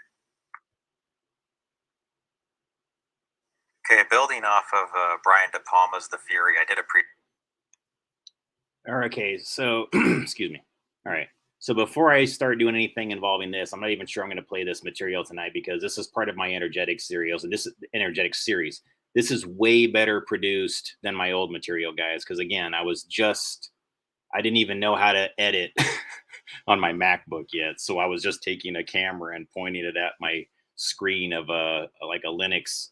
I was using like a Raspberry Pi to do a lot of my research on at the time. So what you're really looking at is me like pointing the camera at a monitor that was running Raspberry Pi, and that's how I was looking up all of my research that way. So, but then, now I produce, good quality, look, decent. Like I do my best. I think if I had some better gear and more time, a lot of times I could probably make it a little bit better, but it's not bad. And so the energetics series gets progressively, I think it improves as my understanding of things got a little bit better. So again, guys, I kind of produced this series over, starting in like 2017, 2018 time frame. And the last time I did an energetics article, I think, was last year, and that's when I did energetics 11. And so when I began my journey through psychic research, that was it. You were seeing it. I was just going through all this documentation and going like, you know, hmm, this kind of seems like some of this is referencing me. I can't help but feel that way. And I'm not trying to be weird or paranoid here, but my brother worked here and maybe I should ask him about this because, and then it all began from there, guys. And now I'm the black sheep of the family. And I don't talk to my brother any longer. I don't talk to my mother or father any longer. That's what it all translated to, was once I understood everything and what was going on, and they all knew that I knew, then they all suddenly wanted to have next to nothing to do with me and cut me off completely. And it's now to the point now where, like, if there's something that's going on, like with relatives, like I can't be there if my father's going to be there. Like if I want to go see my sister or something like that, it can't be the same time as my dad, because it'll just be like, well, that'll be uncomfortable. Like I couldn't go and see her if I wanted to the same time. I mean, that's ridiculous to me, because like I'm one of the only people that actually defends the right positions in this family. And I've effectively been ostracized from it. Sorry to be personal here, guys, but that's really what this is all translated to. It's like when I learned the truth, it wasn't like I was a dick about it. I was just like asking nicely for a long time. Can you guys just like share something with me a little bit? Because you just acting like, no, like I'm an intuitive person and I'm your family. So it's like, I know you're lying to me. You're not telling me the whole truth. So what's going on? What's my connection to this? Because Joaquin obviously knows, he's my brother. He was at this lab. What the fuck? And it just became this, turning their backs and giving me runaround answers and then cutting me off and then ostracizing me. And so, yeah, I haven't talked to my family in a few years. It's actually been exactly 3 years since I've talked to my parents. And that's what it translated to, the confrontations. And then when I said, look, people are going to figure this out, one of them literally said to me, go ahead and tell everybody, because even if you could explain it to them, they won't understand. So like, even if he told me straight up, I mean, my dad said this to me straight up. He said, go ahead and tell law enforcement if you want to, even if you can explain it, they won't be able to understand it. They said that out loud to me. So that said everything I needed to know about my family. Because I kind of considered him to be like my last holdout for who I had faith in. I already given up on my mother. I knew she was, way off base as far as what was right and wrong in the world. But I had to figure him out still, and again, it's that whole male thing, right? You don't want to let go. It's hard to let go. And I had to. And so again, guys, getting to this information, it's like to unlock it, I'm unlocking parts of my mind. I'm unlocking decades of programming, MK Ultra, literal frequency based mind control techniques that are on top of indoctrination techniques, the type of education that I was placed into, the type of work environments, the type of socialization I was placed into, literally being tricked into sort of accepting an agenda that I would never consent to willfully or voluntarily if I understood it and it was all laid out in front of me. You know what I mean? And they've done that to everybody, guys. It's not like I'm alone in this. I mean, this has been what they've done to all of us. So let's get into the whole Hollywood thing here, because what I think is going on, to be frank with you guys, is that for many decades, the reason why some of these Hollywood projects, like there's a lot of films, especially in this time frame in the 80s, and a lot of things in the 80s, late 70s, and into even the late 80s, I would say. But I would say it's really, really hyper tuned into this window between 1985 and 1989 specifically. A ton of these films, high profile films, a lot of them were big budget ones that involve some pretty significant actors, like Eddie Murphy's in some of them. A lot of them are directed by the director Michael Ritchie. They star people like Chevy Chase, for example, is in quite a few timeline films. Eddie Murphy, a lot of the Saturday Night Live casts are in timeline films. And what I mean to say, what is a timeline film? I believe what has been going on in Hollywood, the reason why there's a lot of the secrecy, there's a couple different things. Different groups have an awareness of timeline data. And so, depending on their personal agendas and what they want to see happen through history and how history is perceived, keeping in mind, guys, like everything's being viewed. You talk about looking glass. So, those of you, okay, I know I have a more sophisticated audience, so I'm just going to speak more directly. I just want you to think this through a little bit. Looking glass. Logic your way through how this is actually going to work. Think of it like you're trying to like figure out a plot of a movie more, but it's not. This is reality. They're accessing timelines from the future, and they have to have verification layers. They have to have ways of knowing that they're actually hitting their mark, or they're meeting their whoever they're trying to get the information from is the real person. And are they getting real data from the timeline that they're accessing? So if you're in 2022 and if you're in 1985 and somebody is telling you that the world is in the state that it is in today, right now, 2022 is looking like it is now, and you're saying that to the people in 1985, you're saying this is what's going to happen. Well, can you imagine what that must sound like to the 1985 brain? They just make their head explode. Hell, it should be making ours right now, most of us, but the complacency level and the indoctrination parts and the frequency things that are going on with people have dulled them. By the way, I mean, if that's I think I know who you are, Mark Pazio, and if that's actually you and not some bot character, if that's the real one, then welcome, because I have seen some of your presentations and they're quite good. I don't know enough, but welcome here and thank you for your comments there. I don't know who's who anymore, guys. Sometimes I've had people that tried to like talk to me in the chats and they weren't really who they were. But if you are the real Mark, then welcome. I appreciate you being here. Because because your opinion kind of matters.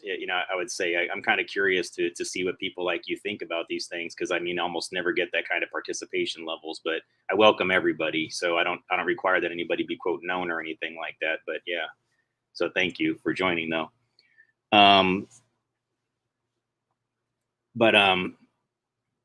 So I think what's going on within Hollywood really is that there was this relationship that existed between this technology involving timelines, which I personally think is heavily driven by CERN. And so let me get specific about what that translates to. I don't want to just say because CERN. Okay. When I mean CERN is, let's talk about Alice as a project, as a specific military or whatever you want to say, as a specific science project that they're doing in two different areas, guys. There's two different Alices that we need to be aware of that are working, and they only want you to think about the one, and they barely want you to know about that. But there's two Alice systems that are really big. One is in Switzerland, and that's in the CERN facility that everybody talks about. What is CERN? To those unfamiliar, I'm sure most people here know already. CERN is a hadron collider, and specifically the hadron collider that exists within Alice. Let's get all creative here. It's like this. Okay. And it's using a series of rotational magnets in a hole that's bore like right into the earth. Okay. And a rotational. So it goes like, you got to think about the rotational magnets.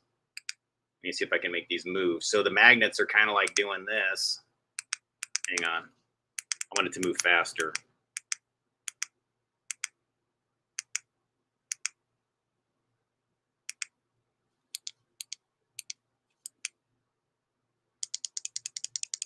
There we go. So you got to think of it like this, guys. What they're doing with the magnets is they're boring a hole and drilling it all like deep, deep, deep into the earth. Okay.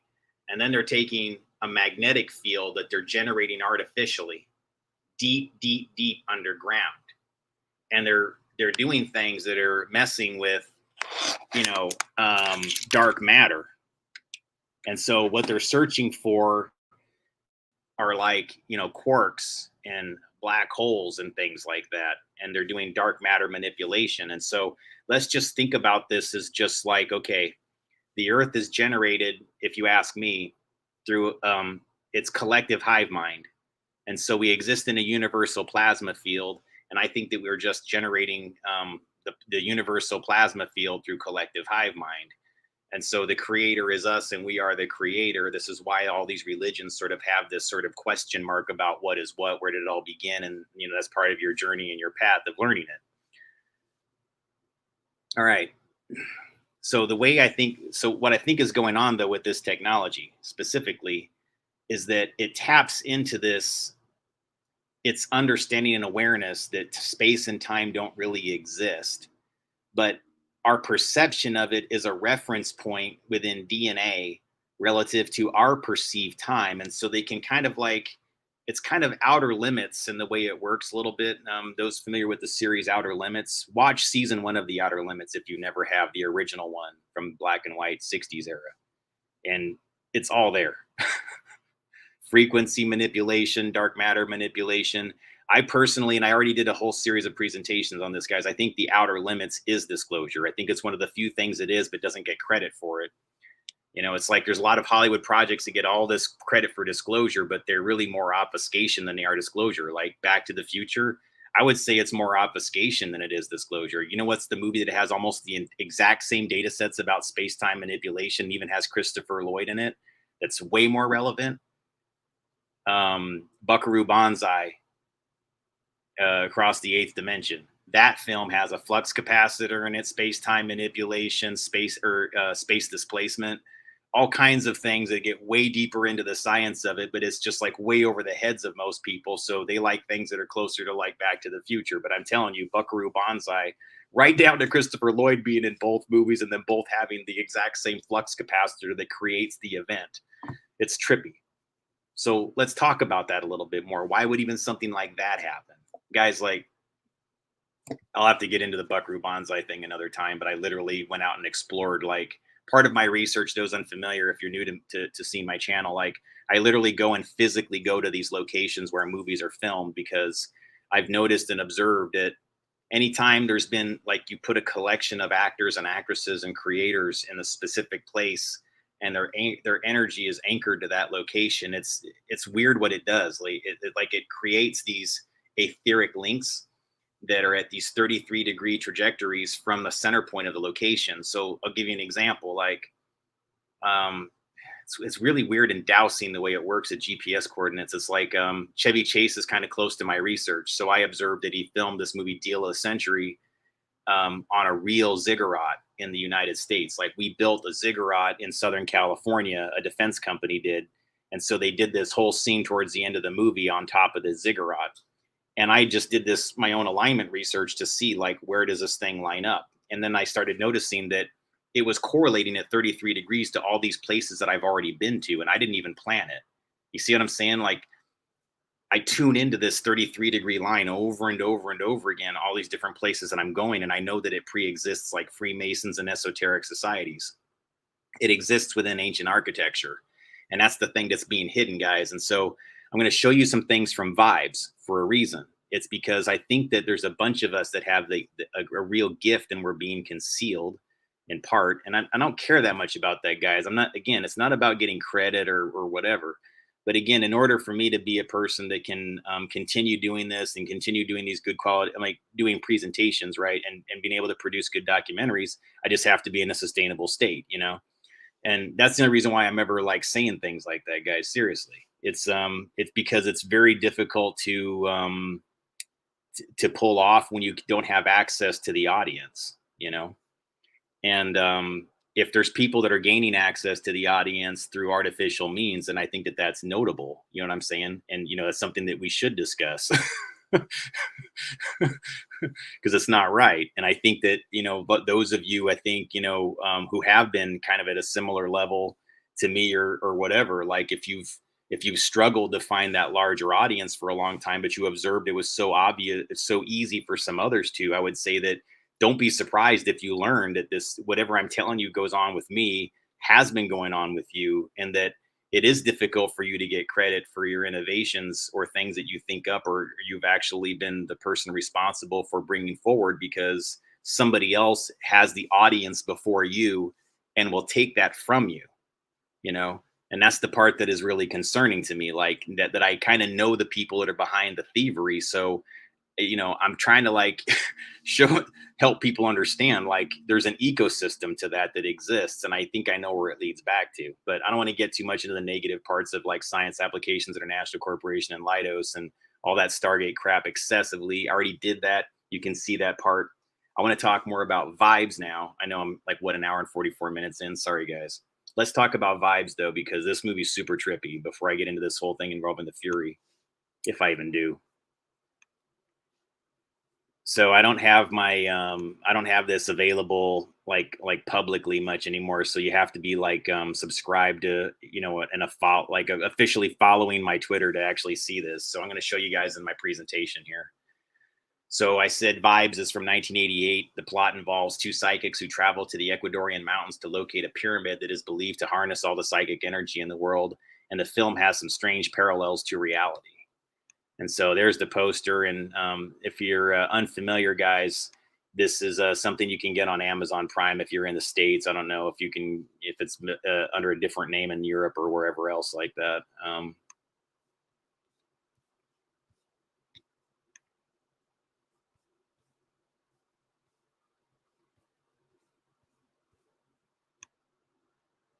So those familiar with psychic research programs and are a little bit more studied in it, this will probably make you raise an eyebrow too if you've never heard of the film Vibes. One of the villains is a competing psychic named Ingo Swedlin from Sweden.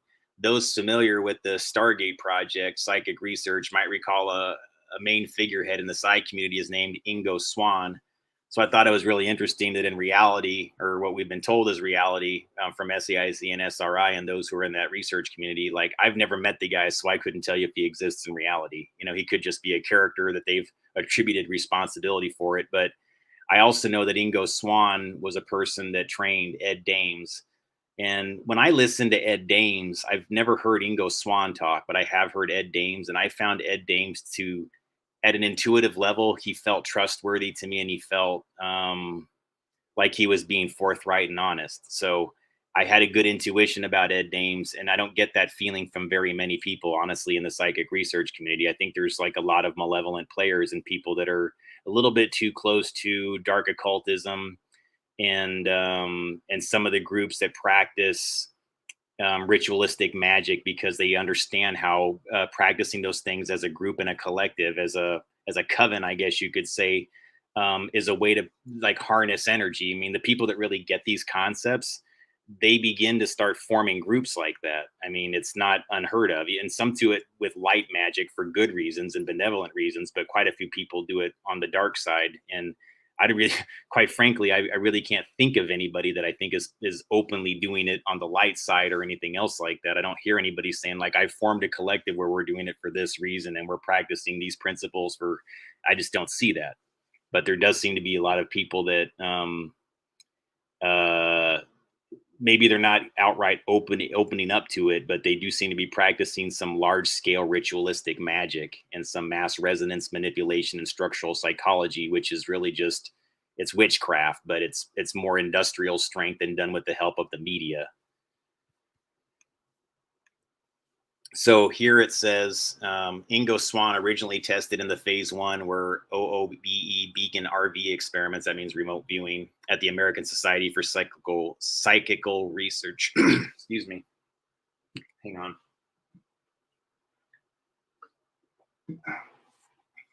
Man. A former OT7 Scientologist who alleged to have coined the term remote viewing as a derivation of protocols originally developed by Rene Warcollier, a French chemical engineer in the early 20th century, documented in the book Mind to Mind Classics and Consciousness series books. Swan's achievement was to break free from the conventional mold of casual experimentation and candidate burnout and develop a viable set of protocols that put clairvoyance within a framework named Coordinate Remote Viewing, CRV. In a 1995 letter, Edwin C. May wrote he had not used Swan for 2 years because there were rumors of him briefing a high-level person at SAIC and the CIA on remote viewing and aliens and ETs.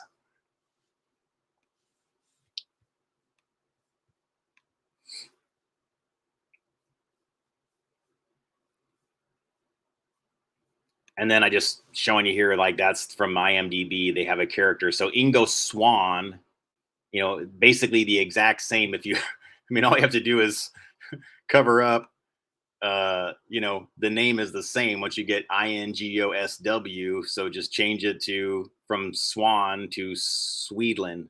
Interesting, isn't it? Like that they would actually reference that. I mean, that's such a specific name. It's not like Ingo Swan is a name that's out there all over the place. And they have a psychic character in this movie named Ingo Swedlin.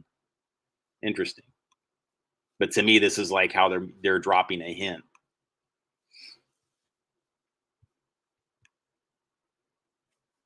And there's the guy that plays Ingo Swedlin. So you can kind of see that his function in the film is that he's the malevolent. And again, I'm not making any aspersions towards Ingo Swan. I don't know Ingo Swan. I know nothing about him, good, bad, or indifferent. So I promise you, this is nothing bad about Ingo Swan.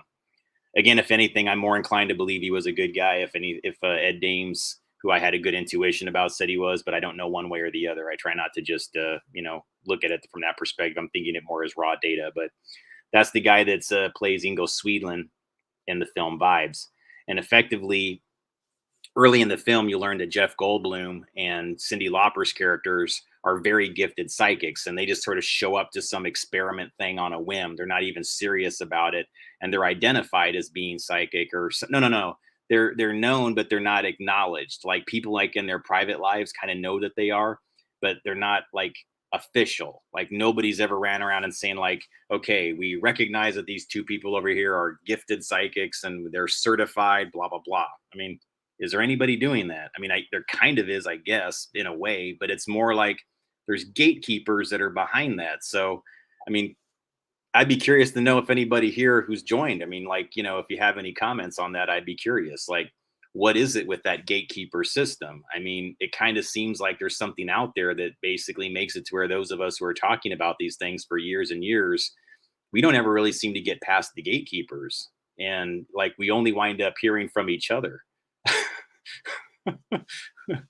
I really kind of feel like that's how it's working. Cause like I've heard of guys like Mark and there's some others that are like, at that same level and have those same kind of audiences and do presentations and seminars and have been interviewed by people that I've seen, and but like you don't see like the references in Wikipedia. You don't see like the acknowledgement that there's these other, what I'm saying? Like, and who cares what Wikipedia thinks? I get it, but still there's like some degree of like effort to like make it to where history simply just pretends that those that have it and are actually speaking the truth to it, it's like we just don't exist. And that's relevant to timelines because you understand why if somebody's reviewing information from the future and they're looking for the truth tellers in the past, right? They're looking for real information to know how to evaluate things that are going on in a different timeline. Like they want to know what really is going on in 1985. 1985 wants to know what's really going on in 2022, for example. What if the technology was invented then and they were accessing things in now? And people from now are trying to figure out if they're actually referencing from 1985 even. These kind of timeline loops is all I'm saying, guys, is like one of the reasons why you're going to find entertainment is addressing this topic so frequently is because it's actually happening. And so some of it is going to be somewhat revealing. It's going to give you elements of truth, but some of it is designed to be obfuscation. It's designed to just make it to where by the time people see it enough times in entertainment, by the time a person like me is here explaining some of these things, you kind of go like, oh, I think that guy saw too many movies. And I'm going, well, look, no doubt I've seen way too many movies. I sure.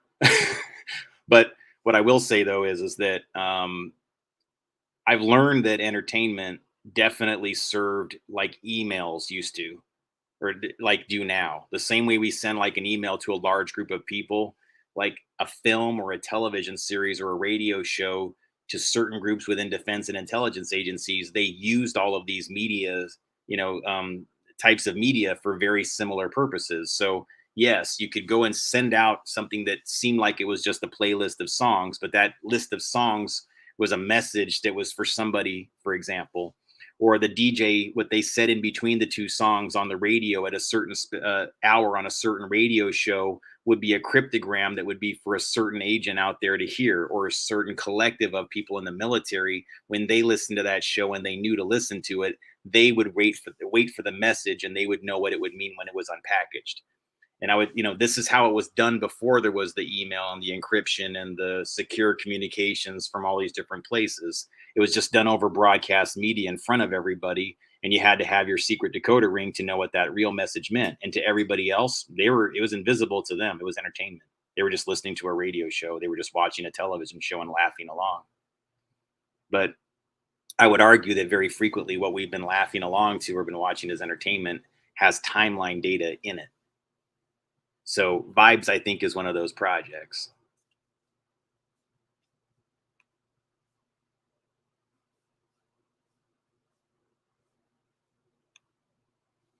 I put this got weird for me because I realized that Ingo Swan is the one who trained Ed Dames. Dames used to communicate regularly with Art Bell, Coast to Coast AM, and Malachi Martin, the former Jesuit priest and exorcist.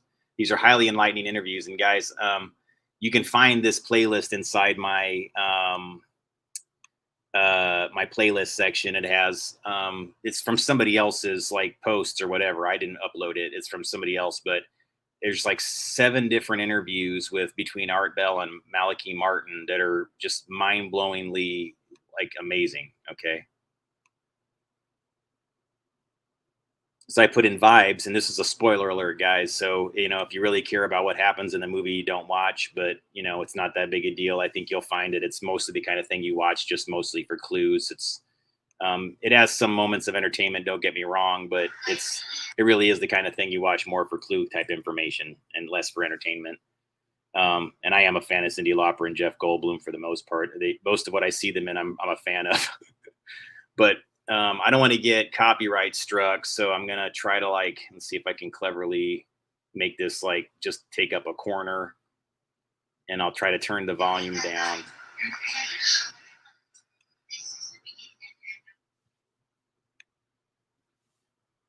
And it says okay, so this is basically let me try to see if I can kind of do this a little bit so I don't get copyright struck. So she says, you were decoding that pyramid. You were speaking in tongues. He says, Nick, what is that thing? I don't know, but it's high time I found out. And then he goes to hold the pyramid. And he says, it's energy, tremendous energy. The most concentrated psychic energy source on the planet. And this is, they find us in the Ecuadorian Mountains, guys. So hang on here. Sorry about the annoying going in and out, guys, but sometimes when I play a scene from the movie, they use that as an excuse to shut off my live stream and copyright strike me in real time. So I have to be really, really careful how I do it. But that was basically the scene there, guys. So you can kind of see even though it's a silly kind of movie about psychics, it's involving something that if you've been paying attention to what I've been doing for however long, guys, I've gotten heavily into this concept of pyramidal energy and the links that exist between pyramidal structures that are both ancient in nature and ones that are modern in nature. And some of my research connects over to the Russian researcher Valery Uvarov and what he put out in his book Wands of Horus, something that I've actually gone through chapter by chapter and read in great detail. It's something that I've actually spent a lot of time absorbing as a book, and I've done detailed readings of it. Okay. And I've even shared some of that material here on this channel in another presentation where he did an article called Mechanics of Negative Energy that I think is, anybody who wants it, feel free to email me my contact details. If they're not in the, you know what, I think I left them out this time. So you can find them in most of my clips though.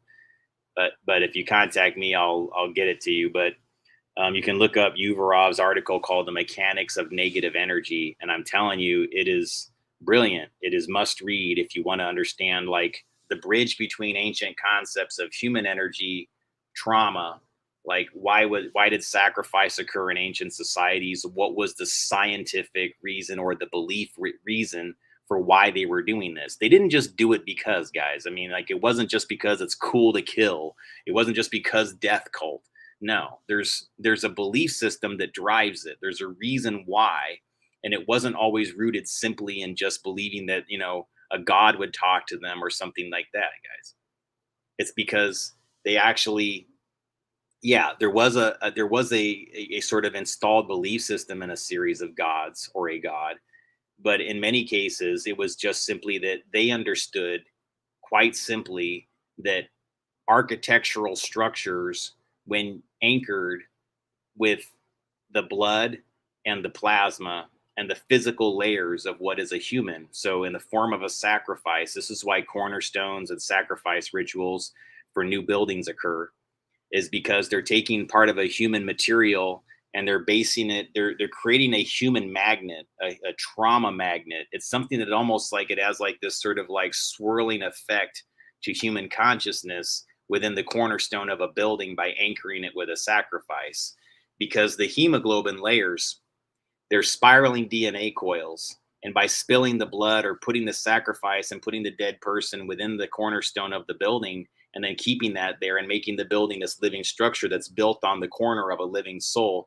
I mean, you guys kind of understand that this is more than just something people do for like voodoo type belief systems, that they may be actually doing something that's a practicable science when they're practicing sacrifice, because they're literally creating this energy link between the soil. So there's common materials within the blood, and those materials are also in the soil, and they're literally using frequency entrainment on the person that they're traumatizing before the moment of sacrifice. It's constant frequency entrainment on their blood, plasma, and water layers within their body. And then that person's soul, which is all those different, the blood, the plasma, right? The blood, the plasma,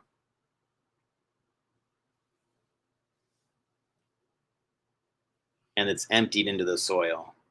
And that's programmed bions that have the frequency layers that they've installed into them now permanently placed into that soil, where it becomes a living, breathing aspect of the soul of the person.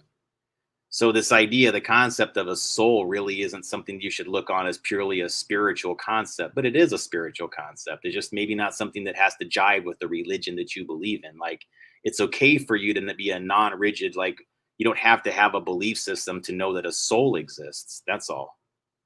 That's okay. You don't have to accept Christianity to accept that a soul exists. You don't have to accept any of these other things to accept that a soul exists, if you ask me.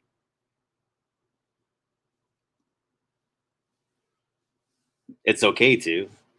I feel like anything involving faith, though, is really a voting system. Like, we're voting how to bend plasma. Like, this very experience that we're having right now is really just, it's a voting system of shared agreements on what we're doing with plasma, a universal plasma field. So, you know, these films, guys, like, if you think about it, what I just said to you about that movie there being about pyramidal energy and things like that,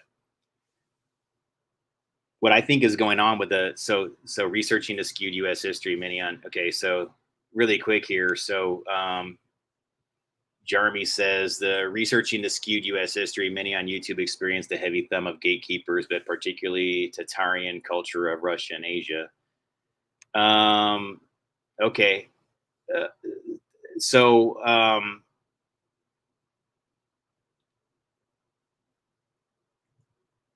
what I can tell you, as far as like, sorry, man, for some reason I just got really jammed when I was about ready to communicate this thought. Like, it's so bizarre. Like, I just, like, as soon as I had this like right in my mind on this whole idea, researching this cute history, many on YouTube experienced the heavy thumb of gatekeepers. Yes. There's like, it's very challenging for people to like, no. Hey, hang on. Wait. I know I'm getting jammed, guys. Sorry. Okay. It's about timelines. Okay. So the whole thing about creating a false news cycle in this existing timeline is because when this timeline is reviewed from another timeline, it's about changing their perception of what's happening now. Because if people from another timeline can send information to and from to change events in that timeline, then it's a game of changing perceptions. Does that make sense to folks? Like, let's just talk about this. You don't have to accept it, but let's talk about if it's real. Let's just say it, guys. You don't have to say, yes, I believe it's real, but let's just assume that there's something that can do this. Let's talk about the real logistics of what it could be doing to our perceivable sense of reality and time, and what would be the science and mechanics of what would they make that possible. And so I would argue that it is because we live in a universal plasma field that's constantly bending at our will through shared agreements, and that the false news cycle is about changing the will and changing the shared agreements by changing perceptions of what is occurring in each timeline from another timeline. And they use the media cycle and entertainment, and who has been in charge of that within the United States more than anybody? I know they always say that it's the quote, the Jews, but guys, no. I mean, like, really, guys, how is that? Let's be real here, guys, especially if you kind of know how things work with the way there's like this faking of various things.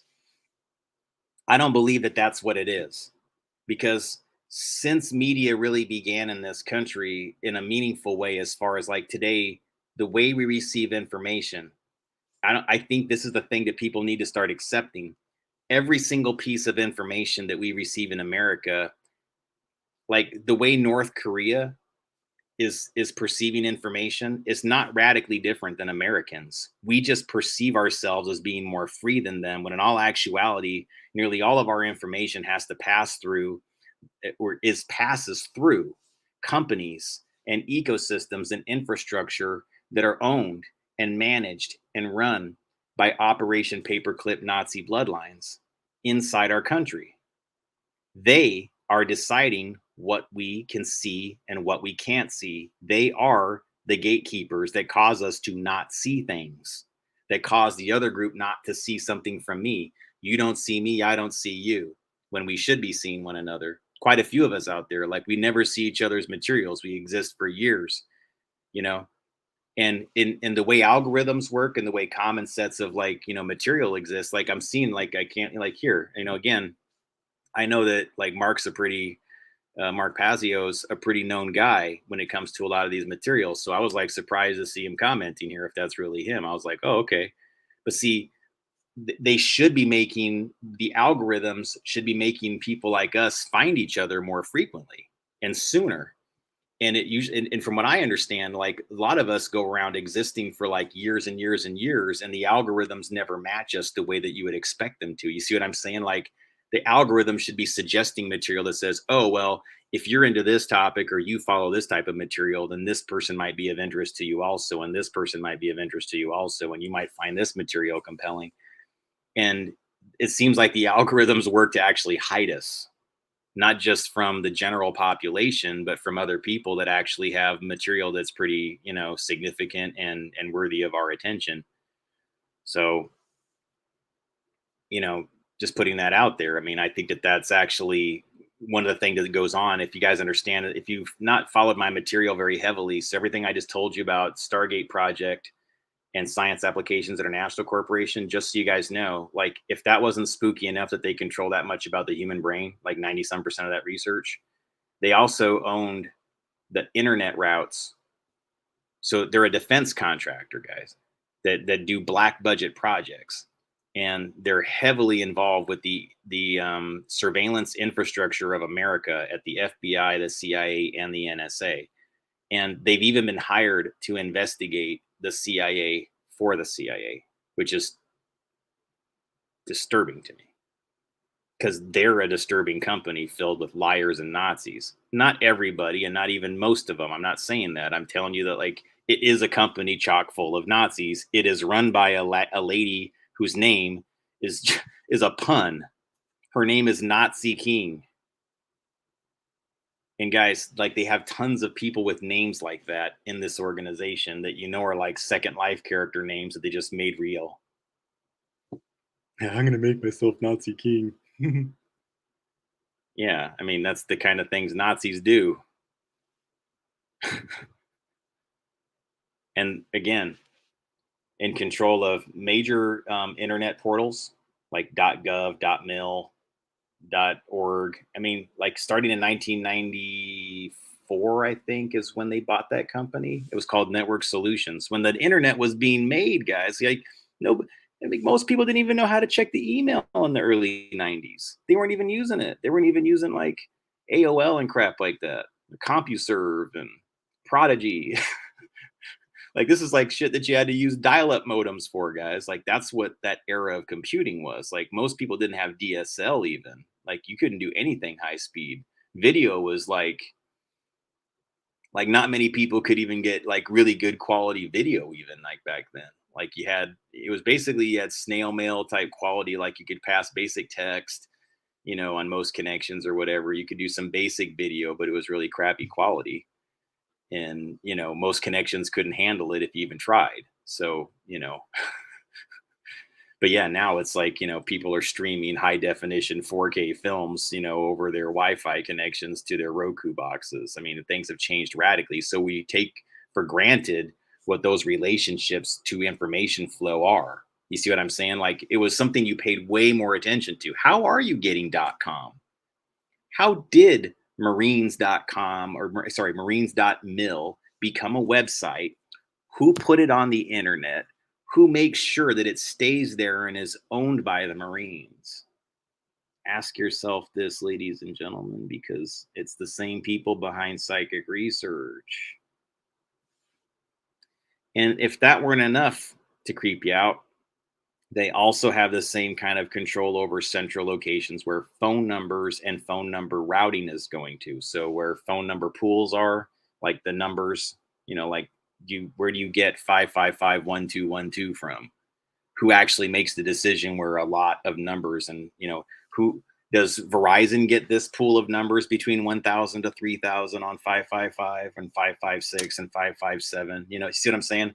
Like who makes those decisions?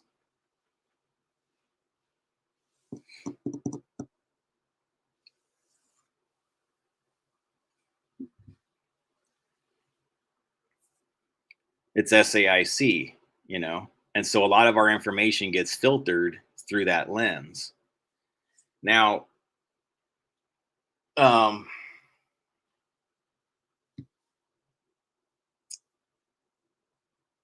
trying to think here.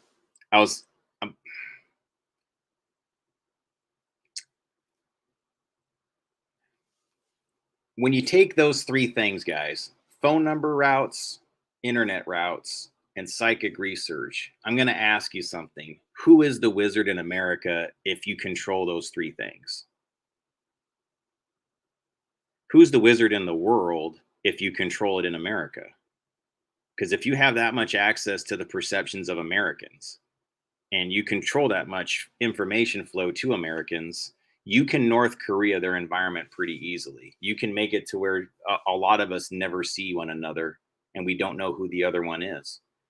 I wonder sometimes, guys, like I used to get lots of emails from various types of people and everything like that, but there's been times where like I won't get a single email for months or weeks rather. Maybe not months, but weeks. And I'm like, really? Like nobody's emailing me? I'm sure there had to be somebody out there that thought this was interesting. We're like, hey, let's talk, let's partner on something, but it just wouldn't happen. And I'm like, no, dude, this lab is hiding us from one another, guys. Those of us who figure this out, they don't want us to ever see each other. And it's only because I make a point to actually physically be seen places. Like I get around, guys. I've been in the last 5-6 years. I've been to like, I'm not sure how many states. I did one article called I Get Around, and I actually counted all the different ones. It's over a dozen. I mean, I've spent significant time in or passed through or drove through or traveled through significantly. Yeah, there you go. So Jarmy, Jarmy said, I found you while I was looking into SAIC. See, now there, to me, that's a good sign. See, if that's how you find me, it's because you're looking into Science Applications International Corporation, then you're on the right path. But just know when you start researching them, they are the wizard behind your information curtain. And it's weird how they make themselves known. And if your life got weird when you started looking into SAIC, then there's probably a reason for that. And I'm not gaslighting you, I promise you. I've been gaslit. And I had a relative that worked at this organization, and every time I've questioned them about it, they act like That's no big deal. I'm unconvinced. You're gonna have to tell me more. I don't think that that's really what you say it is. I'm like, dude, your denials over something like, guys, if, I mean, seriously, if my brother gives a shit about me, why would he be so callous and so dismissive about something that's obviously going on and where it originates? Because there's only one group, there's only one think tank that's behind this, and I'm central to it. You want me to really blow your mind, guys? You want to talk about some timeline shit? There's a French film out there. I did a presentation on this, and it's called Logorama. Okay. Logorama has numerous references to my name in repetition. Me. It has the Angelo, it has the Gabe, it has all even the psychic paranormal connection to it. It's all inside this film. And it uses nothing but corporate logos to create this whole plot line. So, it's a trip. You should definitely watch it sometime. It's only like 15 minutes long. It won like an Oscar for the best short film like a decade ago. And it was like, I think it was like a French, animator, and they have like American directors, like David Fincher does the voice of one of the characters. It's weird because that's how I found it. I was trying to find all the different things that David Fincher had directed because he's again into doing a lot of these very revealing Hollywood projects. The Game is revealing. The Game has everything, guys. Like, this whole false flag. I would say between the films like FX, if you combine the plot lines of the film FX that I just did a presentation on 2 days ago, combine the plot line of that. Oh shit. This is all like flying right out of my head as I'm saying it, man. This is tripping me out. This is really weird. Like just talking about combine the plot line of FX with the Game. Sorry, David Fincher's The Game. Wow, man, that was weird. The Game by David Fincher basically involves, Michael Douglas has his brother Sean Penn, play like a prank on him of sorts, like a very expensive game that he enters him into. That's basically where a whole series of actors put him into a nightmarish live action role play that is extremely realistic to him. So like they do all kinds of things like kidnap him and chase him down the street and terrorize him and tear apart his house and then restore it.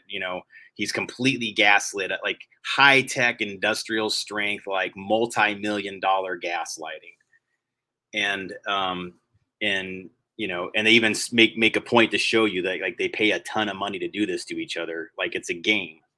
So, and basically the point within the plot of the film is that they put you through this so that you can ultimately improve as a person and come out of it, like a phoenix that rises from the ashes. Like you've erased all of these old ills that you had and you're no longer an isolated horrible person like his character or whatever, right? That's supposed to be the lesson from it. But what you should call from it, if you're just looking for facts and data and things like that, is just that there's an ecosystem of actors and this whole office building and the floor dedicated to it that the Michael Douglas discovers, and he learns that the experience that he's having has been in fact synthesized, that it's a very high-end studio that is just doing things with blanks, and like they're shooting at him but they're using blanks. When somebody dies in front of them, they didn't really die. It was just just like a Hollywood film, blam blam, and the packs blow out and everything like that, and it's all done via remotes. So what the Game is signifying to you, and by the way, the name of that company is CRS Enterprises. That would spell, I don't know, Cruz, I don't know, Cruz. I mean, my name is Cruz, and I know that there's cruises that do this. It's not me, by the way. I don't do it. I'm experiencing it. And I try to explain to you guys, like, I have family, like distant family members that own crisis actor companies. So yeah, I know there's fuckery going on. You can look at my material, guys. Like, again, I'm not my family. They don't even talk to me. So there's a reason for that. It's because I talk about all these things, and so they don't like me anymore. But the fact is, I've got relatives that own a crisis acting company, and I know what kind of politics they're connected to, and I know what kind of shit they advocate for, and I know the kind of people that they're smearing most of the time. And whether or not I agree with their ideologies is irrelevant to me. I mean, I tend to agree with quite a few of them now, actually, but that's not important to me. right is right and wrong is wrong. And the thing I observed is that they had this tendency to use their powers to go after people that were a little bit more patriotic and conservative than the average person, or people that were a little bit more concerned about America's interests. That's all, guys. You didn't even necessarily have to identify as a Republican or a conservative. It's just simply anybody that was leaning more towards the non-establishment narrative and was kind of breaking the programming. They just kind of go after them aggressively and disinform and misinform and try to steer the person off course and things like that. So, and again, what is this about more? It's about structural psychology. So let me get back to the more esoteric data sets that I was telling you about, guys, because I'm not trying to be too normal here with it. You want to talk about like the weird connections. So vibes, as if that wasn't enough, right? There's a scene there. You saw it, right? Psychics that shadow the other one, take their innovations, pretend to be them, have all the data, whatever like that. It's bizarre, but it's in that as a plot line. And it's what's, and I haven't shared this with very many people. I mean, I did actually inside some of my material here, and I did when I was on the Basis Project with Miles Johnston. But I said that part of this download that I received about 5 years ago, I had something called the Ka Codex, where I received a lot of ancient data, symbols that were being decrypted to me, and I was just being given a lot of information about how the pyramids function.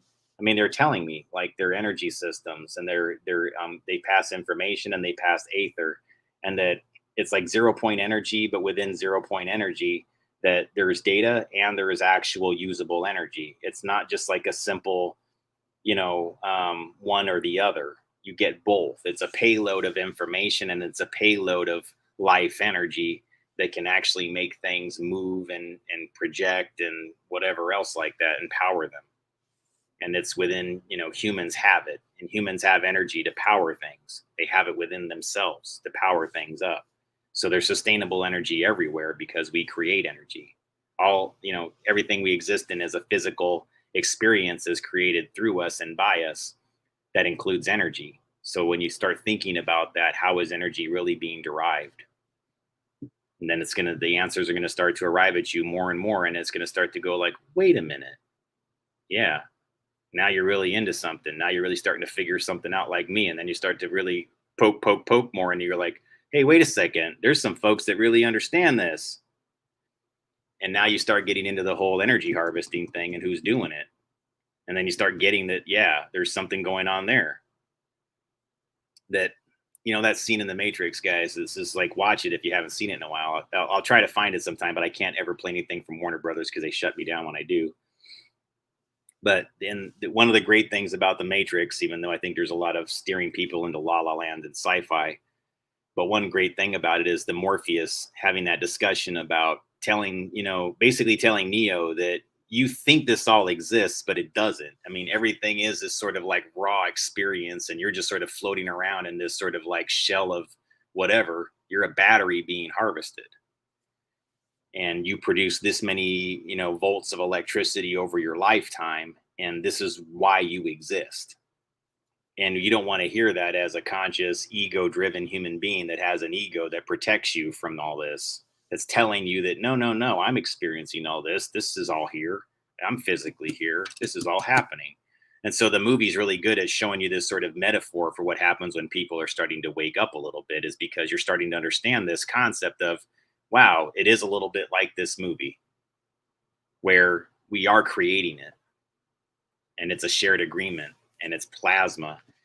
And like even that, right down to them being able to like send programs into the various people so they understand something instantly. Like it wasn't quite like The Matrix, guys, but that's sort of what was going on with me back in late 2015. It was December of 2015 that this happened to me, and I discussed it publicly on the Basis Project. It was told to me that, and as this was flowing through me, that it was called the Ka Codex, that's related to the concept of Ka and Ba, as far as, like the feminine and male energies. And that it was giving me information that was basically saying that it was a cipher and it was a decrypt. It wasn't intended to be necessarily a puzzle, but there is a cipher contained within it so that it can't be sort of repurposed and changed or have its meaning reattributed or its author reattributed. And it's not an ego thing. It's just simply because I needed to be the one that communicated the information in this codex because I would do it accurately. I wouldn't attempt to spin it in a direction that worked for me or suited an agenda that I was trying to whatever. It would just be direct. I would put it on paper, which I did. So I've had this on paper. I carry it in notebooks. I've had it for a long time, guys. It's going back to 2015. And it was being delivered to me almost like chapters and verses like in a Bible, a very similar structure, you know, and but it had more esoteric and occulted type data to it. You know, what is things like Chiro, Phiro, the golden mean and the spiral and Fibonacci sequence concepts, and you know what is the concept of the pyramid and what is it doing? What did the ancient pyramids do as far as any energy structures go? And again, the information just flowing in really, really quickly, faster than I could even write it down, and then helping me understand like how human DNA, that we have relationships, that we're all just cybernetic nodes that are just generating brainwave node to node and sharing information through the aether and pushing data to one another through the aether and bending the plasma at the same time, you know. And so the aether is the plasma. The aether is the plasma field that appears invisible to us, but it's really not invisible, guys, because the aether is this. It's this. It's what you are experiencing. That's the aether. The invisible is the magnetic and the electric, which sometimes you can kind of see visualized, right? Sometimes you can actually see electricity represented as the bolt flying across, you know, see some sparkle from something. So yeah, sometimes if you look into a plasma ball, you can see a representation, a physical representation of plasma, sure. But the one thing that's steadfast is aether is always representing itself right in front of you, but you're just not recognizing it. So this whole matter antimatter thing. So what is CERN? What is going on with the particle accelerators? What I think is going on, folks, is that those types of things are part of what makes the ability to understand timelines, like tune into timelines. It's part of what makes that operate. But there's a supercomputing aspect of it that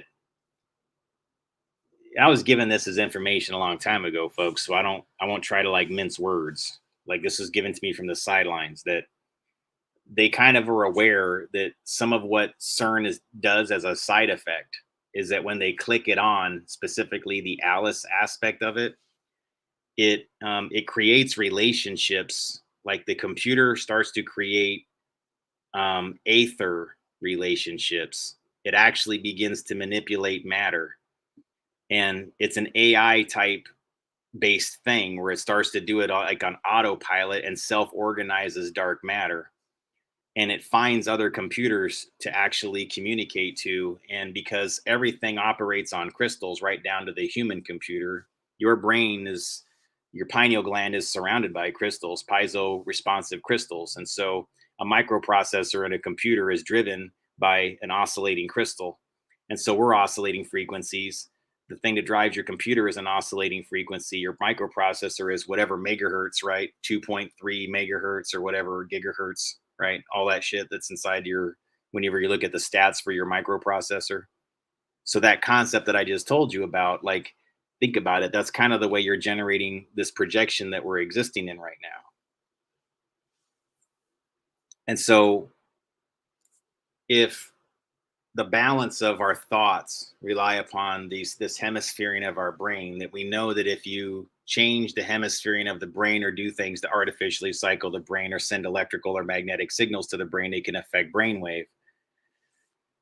But I would argue that the entire earth that we exist in is being generated through a collective of human brainwaves. So when you take something that's bored within it and you just drill the hole into two center points, one in Switzerland and one on the East Coast in upstate New York, and in these two locations inside the world, you bored holes deep, deep, deep underground, like way like that, hundreds of feet underground. I mean, guys, when I say hundreds, like I want you to think about how tall a 100-foot cell phone tower is in your neighborhood. Like look up like that, then think about, well, let's look up what is CERN. Let's CERN.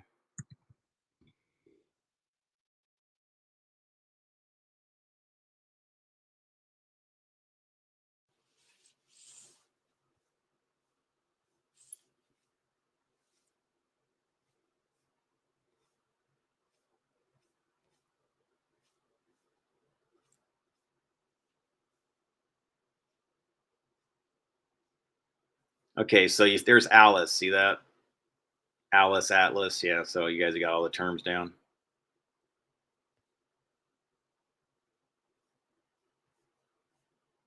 Hang on here.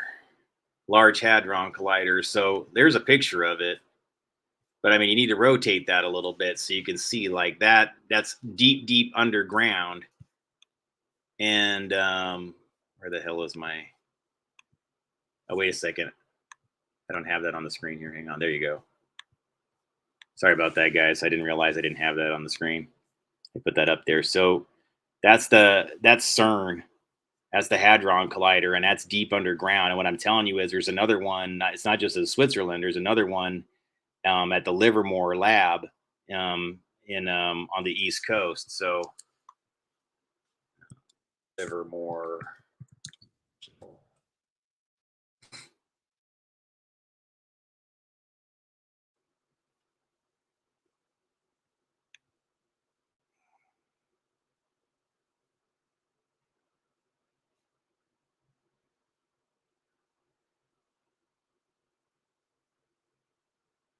Oh, wait a second. I'm thinking. No. This is a different one. Sorry. I always get these confused. What's the one on the East Coast? Crap. Livermore is a different one. Oh, guys, help me out here.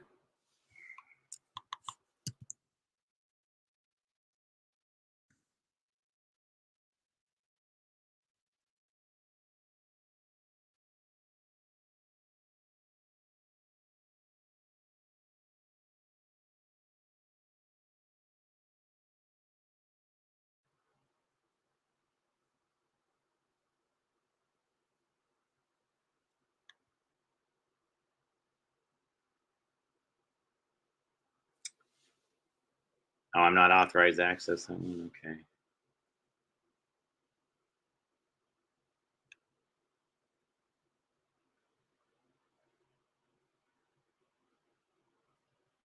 Department of Energy picks New York over Virginia for site of new particle collider.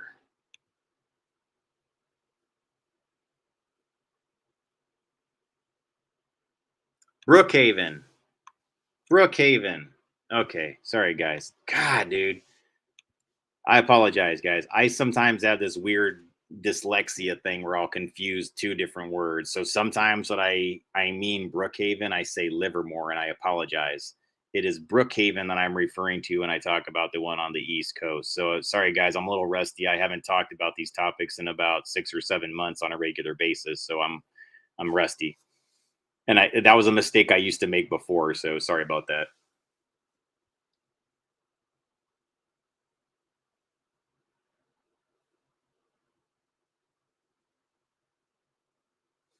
Yeah, mission control. Those are good comments about, like, again, I agree. I think the lights are energy. They do energy transfer, transmit, receive, and that the brain doesn't receive light. So people think that the sun is shining light, but it's not. It's an energy source that we're receiving emissions and, going in and out. We're communicating back and forth between that and the magnetic field of the moon. What I think happens is you have these two fields of the sun's energy and the magnetic field of the moon, that we exist in the aether that is created between these two things. And if you like see the way that even something that measures aether works, it's kind of something similar. You're inserting this magnetic thing and this electrical thing, and then you're generating or you're measuring what's in between these things using this plate. That's, again, guys, I don't fully understand how Reich's machine works, but I know it's kind of like in this area between these two different types of energies that we know are measurable: magnetism and electricity. So then you get the orgone fields and the energy fields that are measurable with things like the life meter, and then you get a unit of measure that I guess you would call an orgon or an orgone, or how many orgones.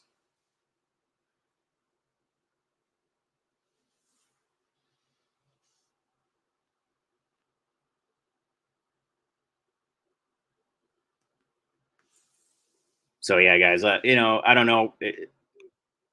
I'm just this is just to show you that it happens in more than one place here. So that's no other reason, guys. So this article here has at least some confirmation that There's another Hadron Collider that's very similar to CERN, and it exists in Brookhaven Lab, and that's on the East Coast. And if you're looking for like more esoteric circles to like research that aspect into, definitely go check out like Preston Nichols' book Music of Time. A friend of mine, the same one that was was kind of close to the Valery Uvarov research, is the one that put me on to. I was already into Preston Nichols' books, but she put me on to Music of Time. And when I read that, I was like, holy, I cannot believe this book has all of this, guys. If you read Music of Time like now, like if you would have read it like 5 years ago, your mind wouldn't have been blown. If you read it now, your mind will be blown. I'm going to read it again, actually, the more I think about it, because Music of Time is amazing, because it talks about the frequency of sound and how it changes perception and reality. It gets into the whole thing about Nazis and their space-time manipulation experiments with the Department of Energy labs, people having different perceived timelines than one another. And Preston Nichols was in that category. So it's compelling. It's something that I think it's worth examining and worth understanding better, and not just dismissing as the rantings or, some crazy guy that was into radios or something like that. Because, I don't know, Preston Nichols, he had something going on. I don't know what it was exactly, but it's significant. And I wish that I would have had the resources to both travel to where he was and be able to contact him before he passed on, because I really wanted to talk to that guy. I'm a radio frequency engineer, guys, as my career before. So like, for a guy like me to have my understanding of things this esoteric, to have been able, if I would have been able to talk to a guy like Preston Nichols while he was still alive, I mean, that conversation would have been very compelling. I think a whole bunch of people would have found what we would have been interested in talking to together very interesting. You see what I'm saying, guys? Like, that's why I was like saying, like when Mark was on earlier, I feel like there's a whole bunch of us that are in this community that, like, for a long time, we're like we don't seem to have access to each other, or like it's not until like we've been doing this for a really long time that we finally run into each other's material, and you're a little bit like, well, why didn't I see this sooner? I really think that's part of like those extra layers of shadow banning, where they just kind of make sure that, a lot of us don't see the material that really has things that kind of fit a little bit like puzzle pieces, or where you can find some common threads and learn things from one another.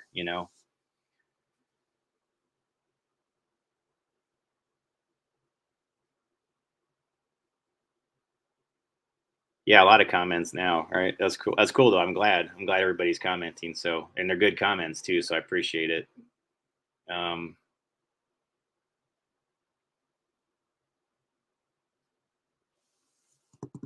okay, so I'm not sure I was going to get into this logo rama thing, guys, but I kind of feel like I should, just so you can kind of see how weird this is about this whole.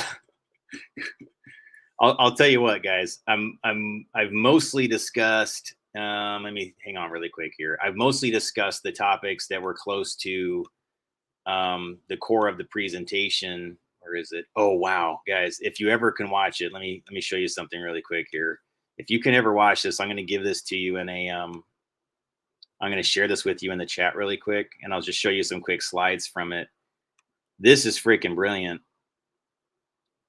And I've borrowed stills from this frequently, because it communicates the science of the way that, there's things that are part of the collective consciousness, and the the pyramidal structure of the way we form ideas, and how the biofield is a part of it. I mean, it's all in this clip. It's very science based, and it talks numbers and everything. I mean, it's incredible. And I believe it originates from Russia, and it's just been translated to English. And I'm telling you guys, like the Russians understand something about all of this human consciousness, frequency, energy, vibration, all of those Tesla type concepts that we're all trying to understand still. They already know it. And I think that that's why they're so marginalized. I think that's why Western media is so abusive towards the Russians and acts like they're not relevant. It's because they're incredibly relevant. It's because they're producing this type of material. They're doing things at this level and talking about human energy concepts at this level in ways that you just don't ever see on Western television. It just doesn't happen. At best, we get the Gaia channel, and it's almost always filled with people that are part of the gatekeeper community. And I'm sorry for anybody who's cool on there. I know that, there's always a mix of this and that. And I'm sure it's the same thing on Gaia channel. There's some decent people there, and there's quite a few shills. But what I'm saying though is that that's about as good as it gets in America. You always have to get through this sort of like Mother Earth and Sophia and Gaia, it's like, and it puts so many people off who don't want to hear it that way. We just want numbers. I want statistics. I want to know, how the hell do I measure this? Don't just tell me you feel something. How do you feel it? How do I measure what you're feeling so I can verify it? And I went and found things, guys. So it's measurable. So congratulations. I was a skeptic, and I was a person that said bullshit until you tell me how you're verifying your information. I want to know how you get to these conclusions. And then finally, not only did somebody put together all this material, hell, they showed me the documents and the conclusions. And I was like, well, there you go. It's all out there, guys. So now I've seen it and I know how to do it. You know what I'm saying? And so again, they're getting deep into how you form your thoughts, how things go into the collective consciousness. I'll share the link inside the chat section here. So, cause I don't want to like get a copyright thing or get this whatever, but they're showing how thoughts travel through, they travel through the collective consciousness and go to the human brain. And they show the pyramidal structure of the energy structure of man and how that all plays into it. Again, folks, it's just really brilliant material that is even over my head at the level that I've been researching it at. But even, again, stimulation of the membrane, the thought, this talks about bions. This talks about the energy fields that move as a result of having a thought. I mean, it's pretty incredible. Oh, sorry about that. I didn't mean to where is that? Okay, there it is.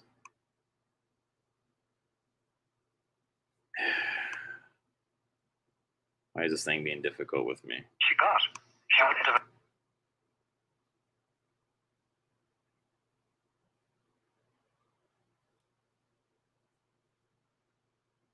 Hang on.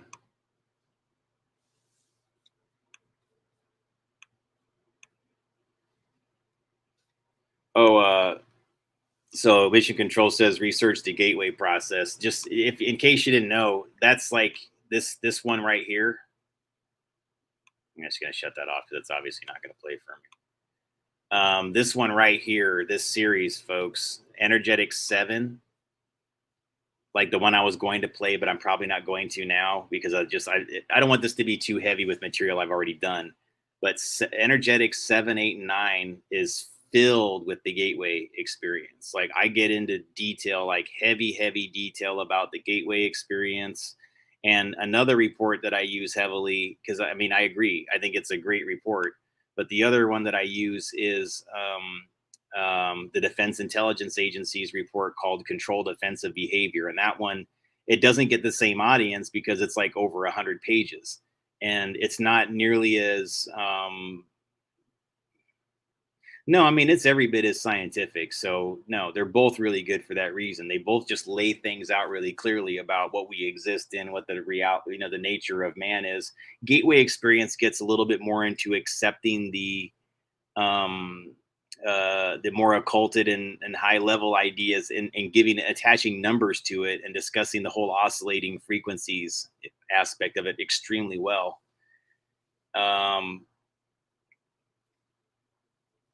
But yeah, there's definitely more information that you can get from controlled offensive behavior that gets deeper into the biofield and human frequencies. And so again, those unfamiliar, you may want to look into. I'll show you something really quick here. I have this playlist, energetics.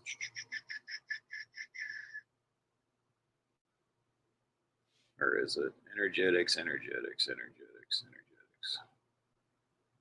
There it is.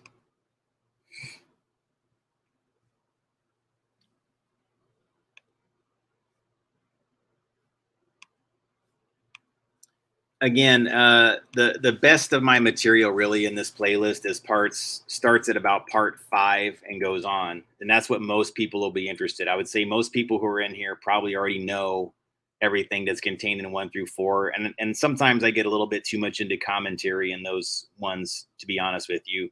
So I'd say if you really just want like where I really get deep into all these topics I've been talking about, like why do they practice occult sacrifice and what's the science of it? I have that here. No, wait, that's not it. man, I'm telling you, this thing is messing with me like in really bizarre ways. I'm not clicking on these things. It's just doing it. It's like on autopilot and just screwing All up right, on building me. on the energetic. All right.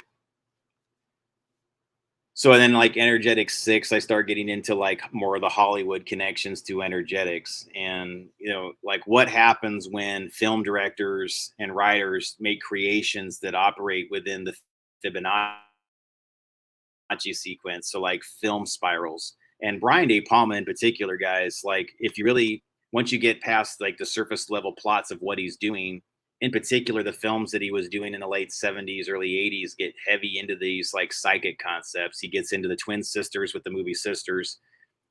Dress to Kill gets heavy into cybernetics and things of that nature. Not heavy, but at least touches on it in really weird ways.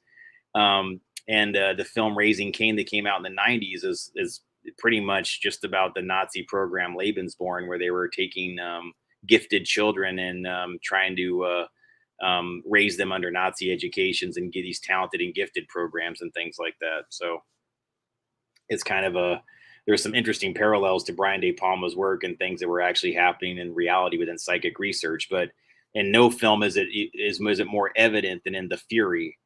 And The Fury specifically shows you actually a pretty cool psychic research test at a fictional Paragon Institute, which again has parallels to real psychic programs like PARR, Princeton Anomalous. What was it called? Princeton Engineering Anomalous Research was called PAIR. So I think Paragon, within the film The Fury, is kind of a parallel to PAIR, no pun intended. And so there's an experiment that they do with a series of like parochial school students that are like rich girls, that are going to this school. And one of the students is psychically talented, played by Amy Irving. And so they actually show you a real test where they basically attach her, when she goes into alpha state, it translates the emission of millivolts from her brain that she emits by going into alpha state. It'll send an electrical signal that pushes this train around these tracks. And depending on how strong the energy flow is when she's in alpha state, the faster the train moves. And of course, within the movie, the train just starts to go and goes off goes off of the tracks. It goes off the Richter scale. So everybody's like going, whoa, she's super psychic. And that's sort of how the movie, shows you. But it's Hollywood, but that's a real thing. So it's like the concept that they show you in the film, even though it's done in a way that's sort of like overly dramatic. You shouldn't like throw that out. It's an actual thing that they can do. It's a real test, And again, what I'm wondering is where is that today? I'm not seeing a lot of these things. I would like to be doing things like this. I would love to replicate that test in the Paragon Institute. If I had a place where I was static for a while, I would be doing things like that all the time. Like, hey, let's actually replicate that. Let's make the train like in The Fury and have people hook up to the thing and go into alpha state and see how fast they can make the train move. That's a really cool way to show people things. But it's like now they want it to seem like it's just all science fiction, or like, well, yeah, maybe somebody tests that out there. It's like, really? No, like the equipment to test it with is probably incredibly cheap. It's just that there's gatekeepers and they make us believe that it doesn't exist. And again, when I first started this journey, guys, I didn't know you could measure the biofield. I didn't know that there was equipment. And then here, I'll show you guys, like, I don't know if you've seen this lately. I'll show you on my, hang on real quick here. I've got it on my phone, so I don't have to like do it on my screen, but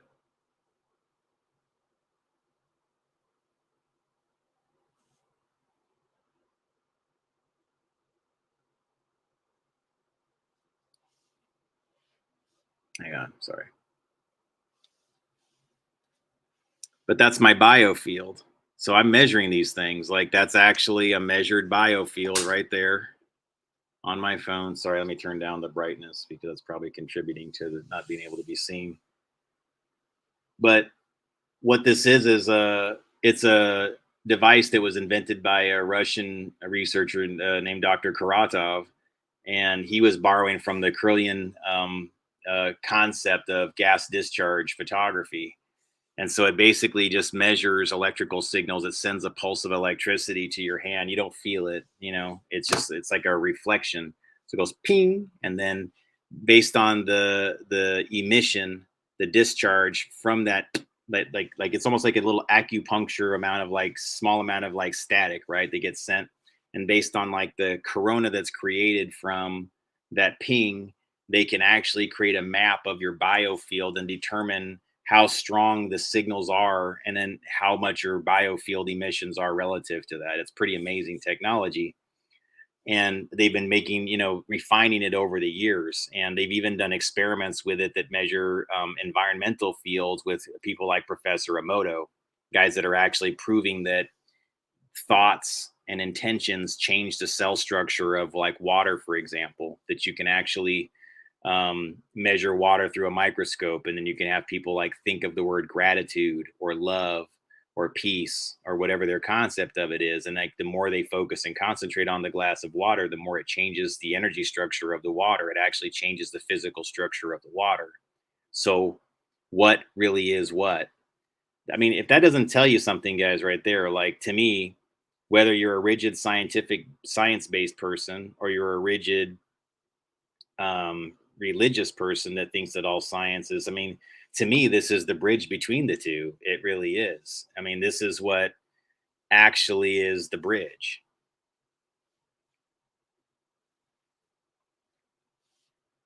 If you believe in, you understand what I'm saying, guys? Like prayer, like what is prayer? What does it actually bring in the manifestation? Why would so many people believe in the concept of prayer? Why do ancient civilizations that have existed for like the longest time and whose traditions involve meditation go to places like Tibet? Why do they go up to the mountains and meditate and only hang out with one another? What do they understand about brainwave and common values and what you can structure into physical reality by placing people in the same place at the same time and amplifying their influence? Because that's what those Tibetan monks do. They're not dummies. They've isolated themselves from everybody else, and they share a common belief system. And then they're at one of the highest points in the world. And so whatever their shared belief systems are has a factor of amplitude already by just simply them being common and sharing beliefs and meditating at the same frequency in the same physical locations. They're generating a frequency that's in the auditory range, but it projects far beyond that, because then it creates something within the biofield that vibrates whatever they're focused and concentrated on into physical reality. And look where they are. They're in Tibet. They're near Mount Everest. Can't get much higher than that. You can't radiate outbound much higher than that. Why would they be targeted? Because if whatever they're focusing and concentrating on actually influences the population below, and the governments that control the populations below don't like that, and they understand the science of what those Tibetan monks are doing, they may find themselves under the focus of groups and governments that say, hey, we don't want you thinking that because we know that what you do actually works. That's pretty deep, because see, you don't have to be one of those Tibetan monks or believe what they believe to know what they're doing is actually changing physical reality. You don't have to believe what a Satanist believes to know that what they do changes physical reality. You don't have to believe what a Christian believes to know that they're still manifesting the Bible into physical reality. You don't have to believe what a Muslim believes to know that when they perform the Hajj annually, and they go out to the at Mecca and they go and circle that black stone and that Kaaba that they believe Gabriel delivered to Muhammad. When they circle it 7 times, I promise you it brings something into physical reality. That energy doesn't go nowhere. They spiraled around. They brought all those people with a common belief system. They traveled from all over the world to that one place, and they thought of the number of times, 7, that they circle that Kaaba. And they know who delivered that black stone that they go and touch, if anybody who knows what this ritual is. It's practiced by Muslims annually. It's called the Hajj. And they go to Mecca once a year to touch the Kaaba, a big black, well, it's a big cube. And within that black cube is a huge or a sizable black stone that they believe was a message, had a message contained in it delivered by Gabriel, the angel. to Muhammad. Interesting, isn't it? What have they manifested into physical reality? What have Christians manifested into physical reality through their belief in a messenger angel? You see, this is what I'm saying is happening, guys. Like you're not. It doesn't make you an angel, but I would say that anybody who's a Gabriel right now, or who has GB or Gib, or just has the frequency of Gabriel or something that's very common, would start to feel a little bit like a messenger angel, because it's been placed into the plasma field as a belief so frequently that you start to tune into the frequency of Gabriel the angel. It's just something to think about, because we all have names, right?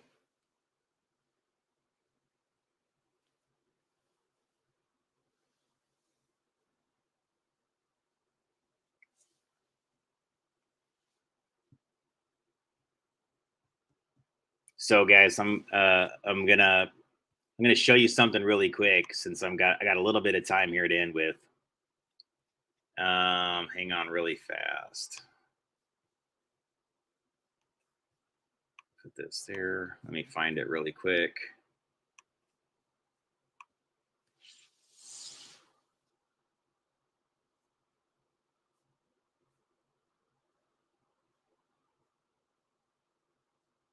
Oh yeah.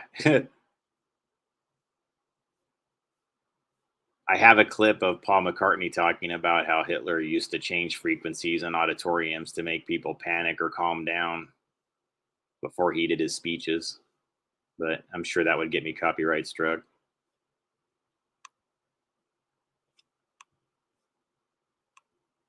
All right, guys, just as you know, again, this is a little bit personal in nature, so you'll forgive my indulgence here of showing you this. But there's this film called Logorama that, again, it's an all animated thing. I'll just put it on the screen very briefly. I'm not going to play it, but oh wait, unavailable. Okay, so it's not going to play anyways. But here's some stills from it so you can kind of see what's going on. And like, again, frequencies, right? Frequencies of language and frequencies.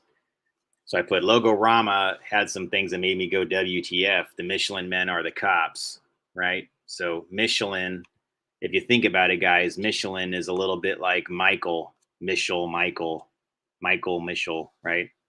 So by putting the Michelin man in this image, if you ever watch the film, there's this critical scene here, guys, where these two Michelin men played by cops are driving a car around that says Cruz on the side. And my name is Gabriel Cruz. And then there's a logo that's attached to the back of the car that says Cruz, that says Angelo. And you'll notice that they frequently pass by a sign that's the Ghostbusters logo, which again, Ghostbusters is GB, Ghostbusters, GB. So you can see there, it's almost like a cryptogram using symbolic communication. Angel, GB, Gabriel, Cruz. It's trippy, right? I mean, and it's not just the only thing in this movie that it references my name. It actually opens up with the logo of Cruise America.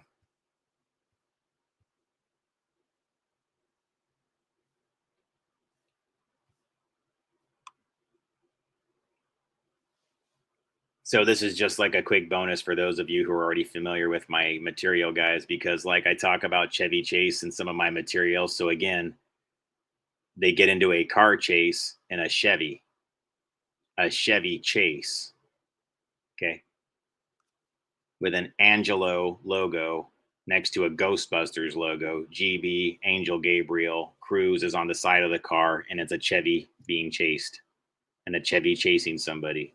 Interesting, right? Because I did a whole article on my connection to Chevy Chase and the video with Paul Simon, You Can Call Me Al. And there it is, symbolic communication. And Paul Simon's You Can Call Me Al with Chevy Chase and Kubrick's The Shining, because it references it, guys. Again, it's very weird. I can't get into this like in too much detail. It's one of those things that takes forever to explain, but it's one of the, if you find me, you can go get this article on my channel and take a look at it yourself and see what you think.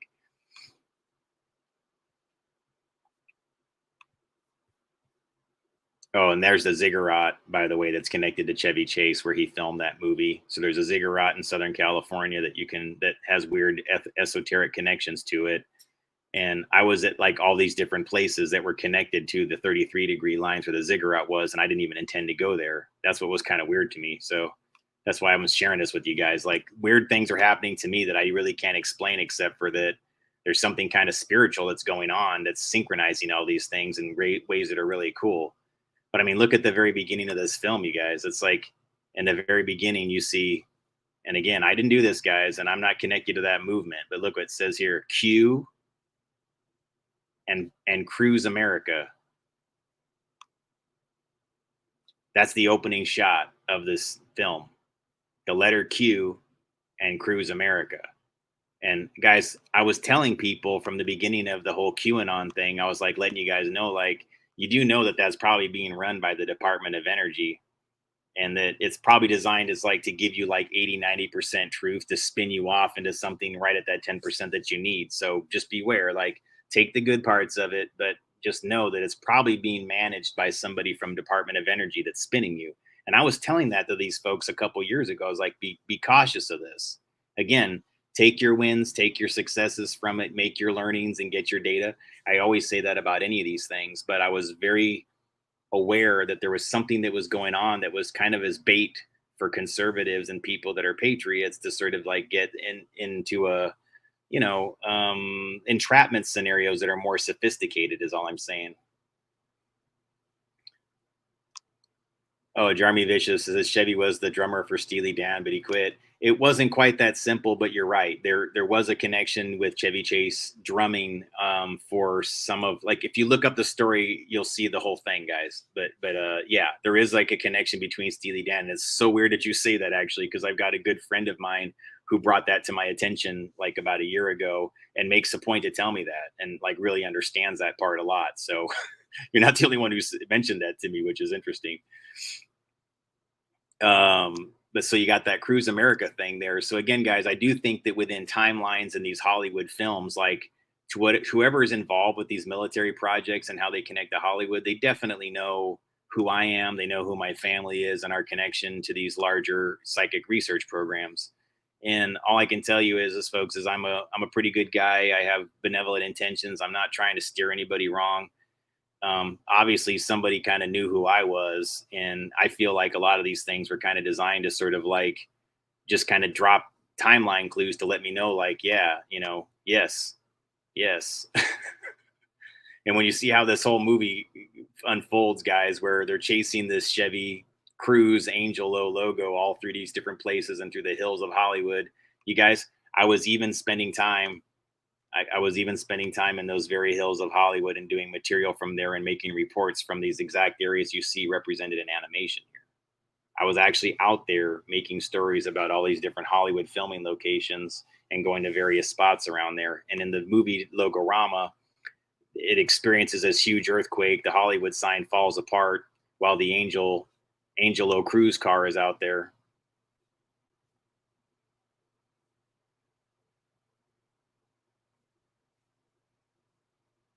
Oh, anyways, this is all just a bunch of things about how I got copyright struck for doing all that. So, but Trippy, there you go. I mean, guys, like, seriously,